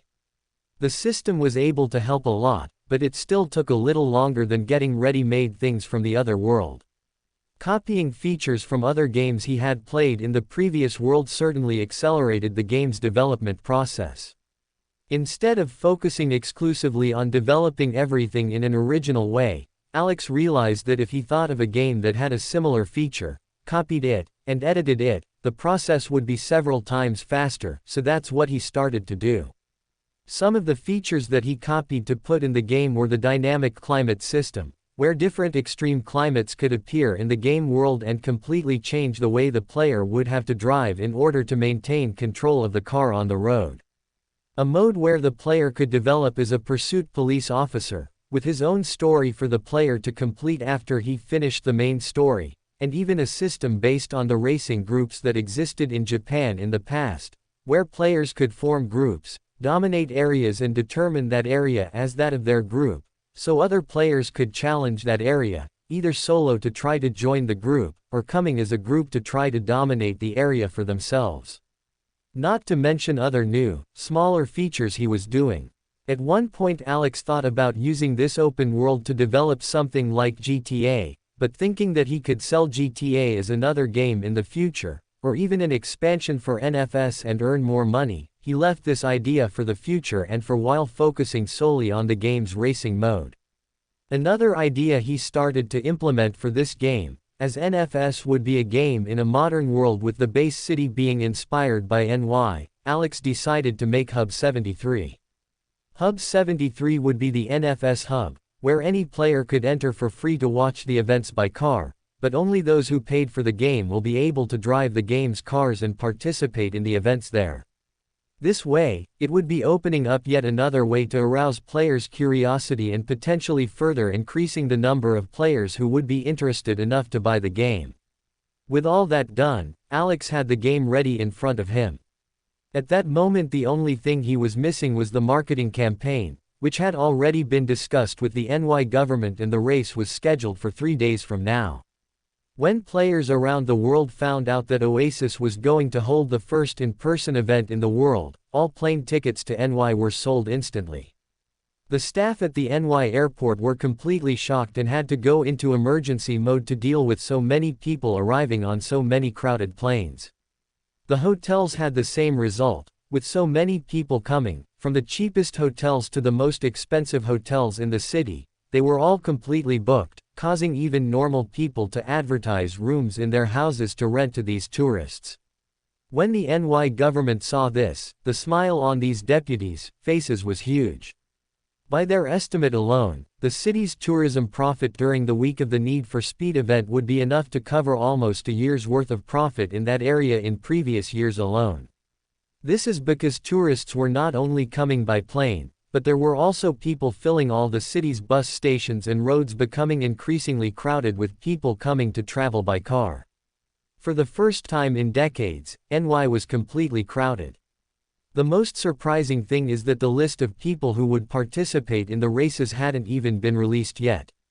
The players were just coming to participate in a Notch event without even knowing how this event would actually be held and who would participate in it. But the players who would participate have already received their invitations. In the list that Alex made, he only sent the invitation to influential people around the world, as he wanted everyone to have someone to root for. Of course, there were not representatives from all over the world, but each region had its own. The most important to Alex were the representatives of North America and Africa, which he invited Tony Stark and sent an invitation to Wakanda. Tony didn't even think twice before accepting the invitation, as Wakanda was still deciding who their pilot would be, but considering Oasis' probability calculations, Alex believed that the one who would come would be T'Challa. For the other continents, Alex only invited famous celebrities who had some relationship with car driving, since the heroes from other countries that he was interested in inviting, at that time either had not become heroes yet, or were still in a hidden state from the public eye, which would not help in any way with the promotion of the game. Of course, the event wouldn't just be a simple race. Alex was planning something special for these players, especially for those who visited NY to watch the race, so his preparation for everything to go well was huge. Even though the event he did in the Fortnite tournament had taken a bit of work, the event he was doing now was taking several times more work, as now he couldn't solve things with just GP and his imagination, considering that much of the event would take place in real life. But Alex was excited for what the audience's reaction to this would be. The day before the event, Alex was at the Mark Hotel, the most luxurious hotel he could find, in a meeting with several important people for this event. In this room there were the NY senators, politicians from various countries around the world, and the celebrities who would compete in the next day's race, and of course, in the center of it all, was Notch, in the usual suit he always wore, looking at all with an elegant smile. If it was before, they would have thought that Notch seemed quite defenseless for someone with so much power, since even when he was alone, he never carried security guards, but after the livestream where he dealt with the terrorist Magneto, it was clear to these people that this man didn't need security guards. With that blue energy armor that he could summon at any time, he was always safer than even Iron Man.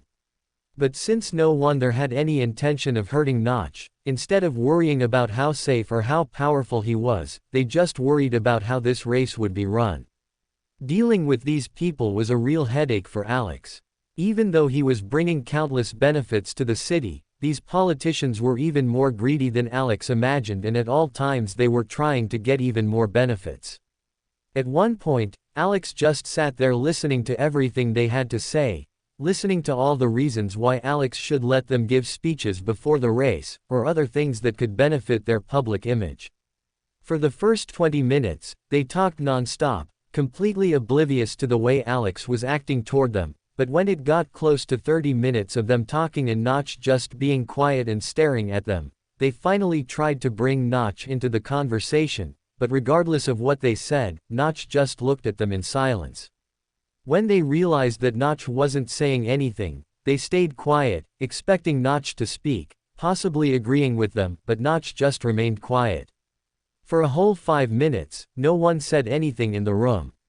Every few seconds, Alex saw a few drops of sweat running down these politicians' foreheads, but no one said anything else. With peace finally reigning in that room, Notch finally spoke again. "Are you finished making your demands?" Notch asked, his face cold, not even trying to hide how he was feeling. "I think you have confused things a little. You are not doing me a favor by allowing me to make the race happen here. Quite the opposite, you are the ones who are receiving a huge favor for me choosing NY as the city to hold this event.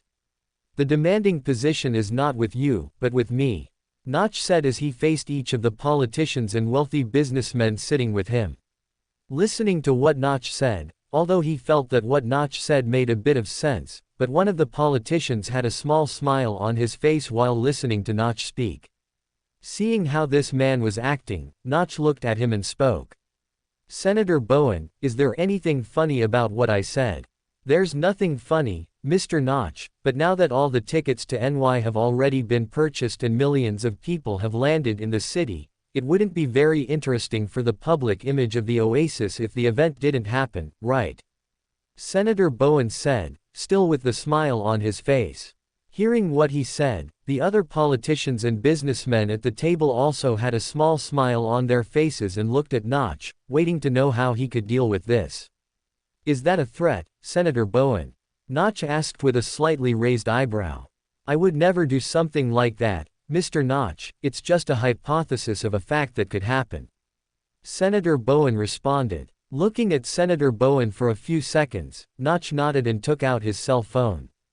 He spent just a few seconds clicking some buttons on the screen and then started reading something. William Bowen, Senator of NY for 13 years, before being elected he had a fortune valued at $900,000, now, after 13 years he has a fortune declared at approximately $7 million. Through analysis, it is possible to find another $7 million in undeclared wealth. Every 4 months he takes a trip to a small town in Thailand to participate in sexual acts with children and animals, Notch said in an uninterested voice. But compared to Notch's disinterest, every word that came out of his mouth caused Senator Bowen to turn paler, to the point where he couldn't take it anymore and screamed. "Stop! Where did you get that kind of information?" Slowly looking up from his cell phone, Notch looked into Senator Bowen's eyes as he responded.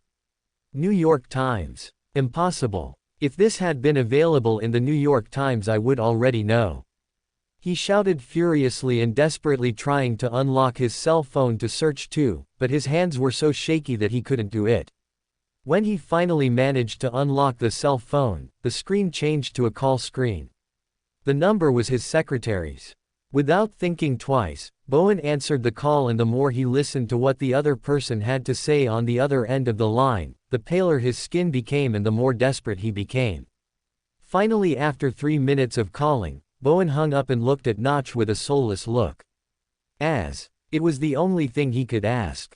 To this, Notch didn't even smile, he just looked into the eyes of every other person in the room, slowly, making everyone freeze and feel completely exposed in front of him. When Notch's gaze finally reached Bowen again, he responded, "I don't know what you're talking about." Seeing Notch's response, Bowen finally went crazy and rushed towards Notch, wanting to kill this man. But the other men in the room knew how stupid this idea was. Notch didn't even have to move a finger, his eyes just turned red, and Senator Bowen, who was running towards him, just fell to the ground as if he had fainted. Ignoring the man lying on the floor, Notch, still with red eyes, looked at the other men at the table and spoke. "Now we can actually start talking." After using Senator Bowen as an example, or rather, former Senator Bowen, the meeting went without a hitch. Everyone gave up on the last-minute idea of trying to use the little power they had to try to get more benefits. Of course, Notch wasn't just going to keep all the benefits, but he was fully aware that this was all because of him, and that he had no obligation to do something he didn't want to do just because another greedy person was trying to make more money. With everything set up, Alex got into the elevator and headed back to the room he had reserved for him at the hotel. But instead of staying at the hotel, Alex left his cell phone in the room for Oasis to keep an eye on in case anyone came, and returned to his cabin using Kamui's teleport. With the race taking place in the real world, people were a little disappointed that they couldn't go, so the race would also be broadcast on Hub 73, which was a bit of work for Alex to handle. But considering how simple this was compared to the work that went into organizing the actual race, he didn't even worry too much and went about it quickly. In a short time the preparation was ready and he was confident that everything would go well the next day. Seeing the newspaper images on television, I was happy that I hadn't been impulsive and bought a ticket to NY like other people had done. From the news helicopter camera I was watching, I could see that literally every street in the city was completely filled with people.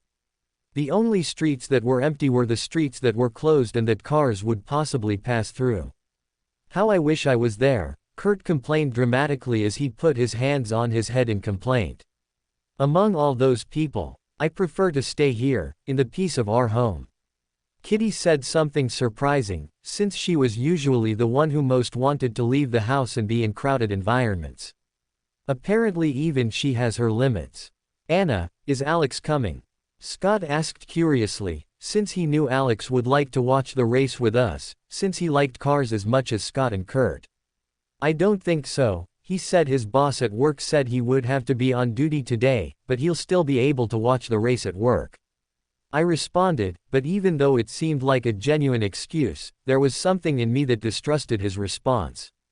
Of course, I wasn't worried about him being with another girl, but I'm guessing that the part about his job is a little different from what he told me, especially after what happened with Jean a few days ago.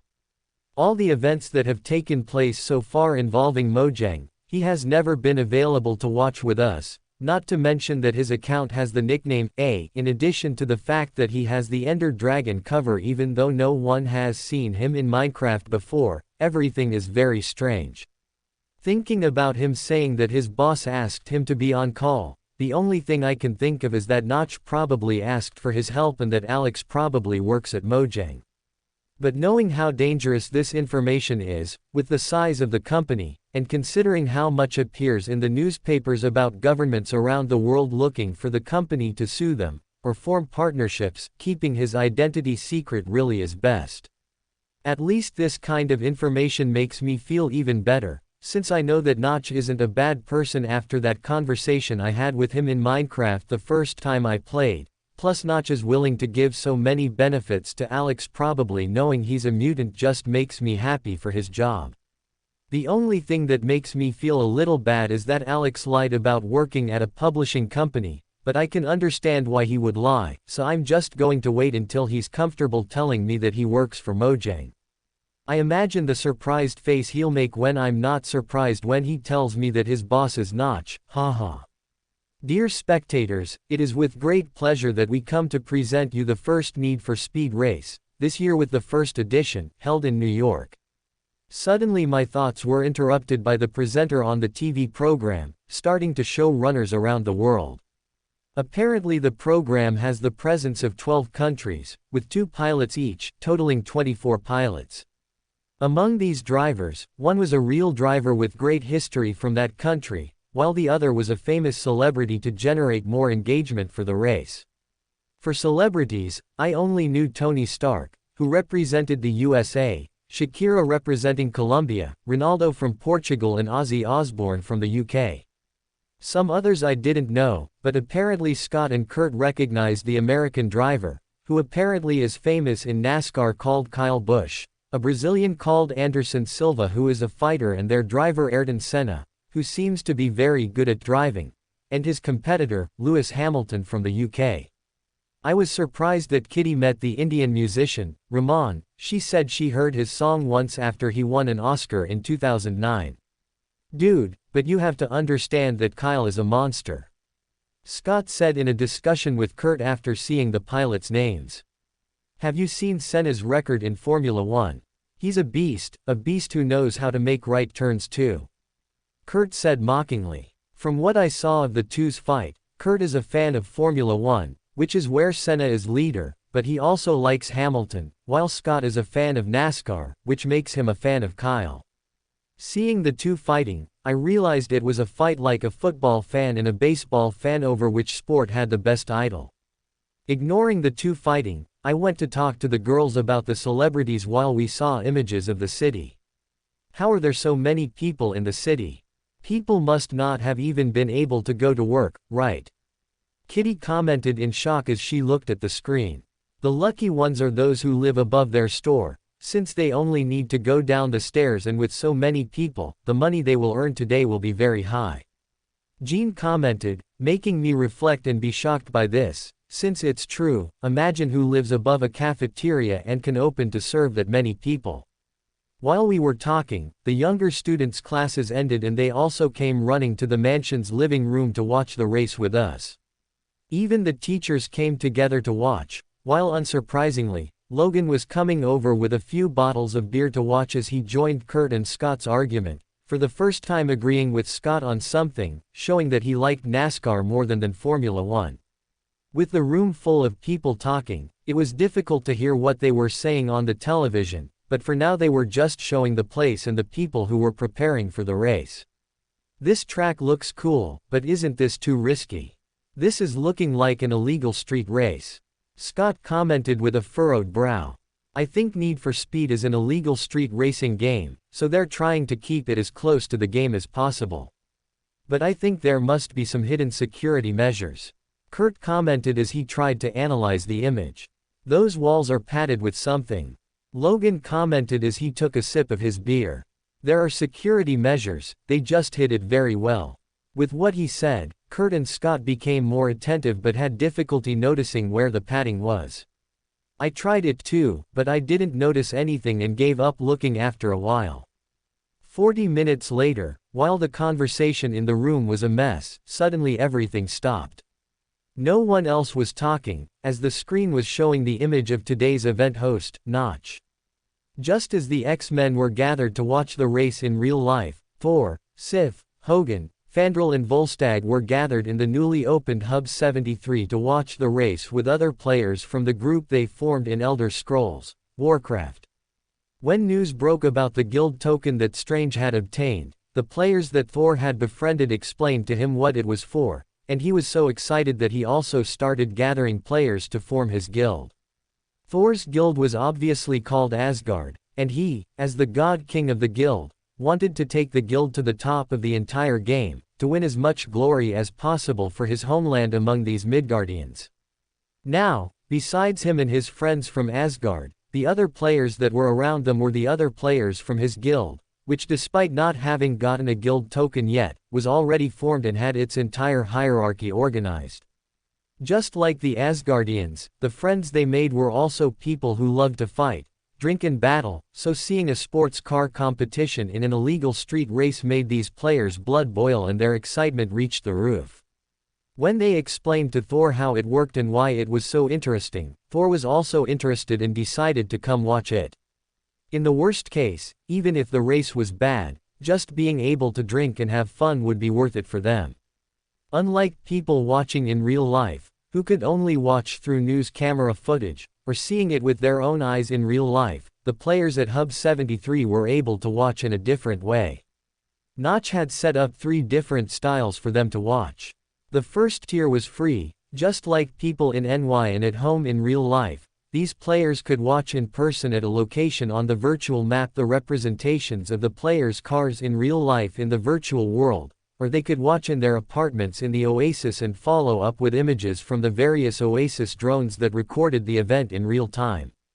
The second tier was paid, costing $3. In this tier players would have some options, such as a seat in a virtual helicopter at Hub 73 to pilot or use an AI pilot to pilot for them so they could follow the race closely. They could stay on the ground and teleport between the various checkpoints in the race or choose one of the various cabins around the map with friends who have also purchased the tier. The third tier was the most expensive, costing just $5. In this tier, players could sit in the co-driver of the cars participating in the races, being able to choose which car they would like to be sitting in and change cars whenever they wanted in the race.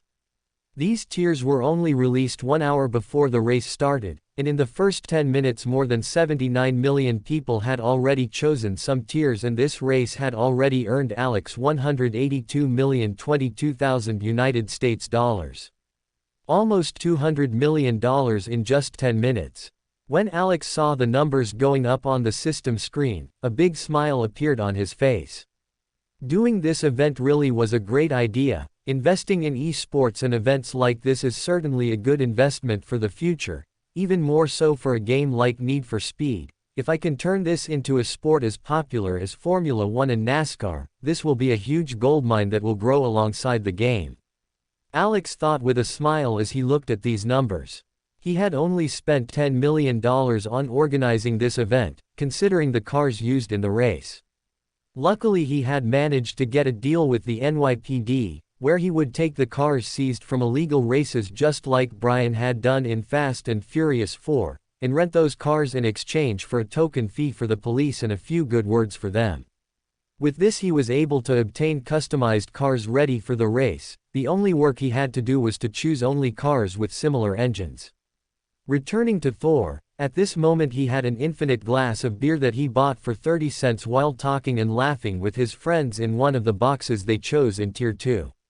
"How I love these beer glasses," Thor said as he wiped the spilled beer from his mouth from his last attempt at trying to drink all the beer in the glass. "The only problem with this cup is that they only make it available during events. If I could I would buy a cup like this for every day of the week," a bearded man with a lumberjack style said after burping.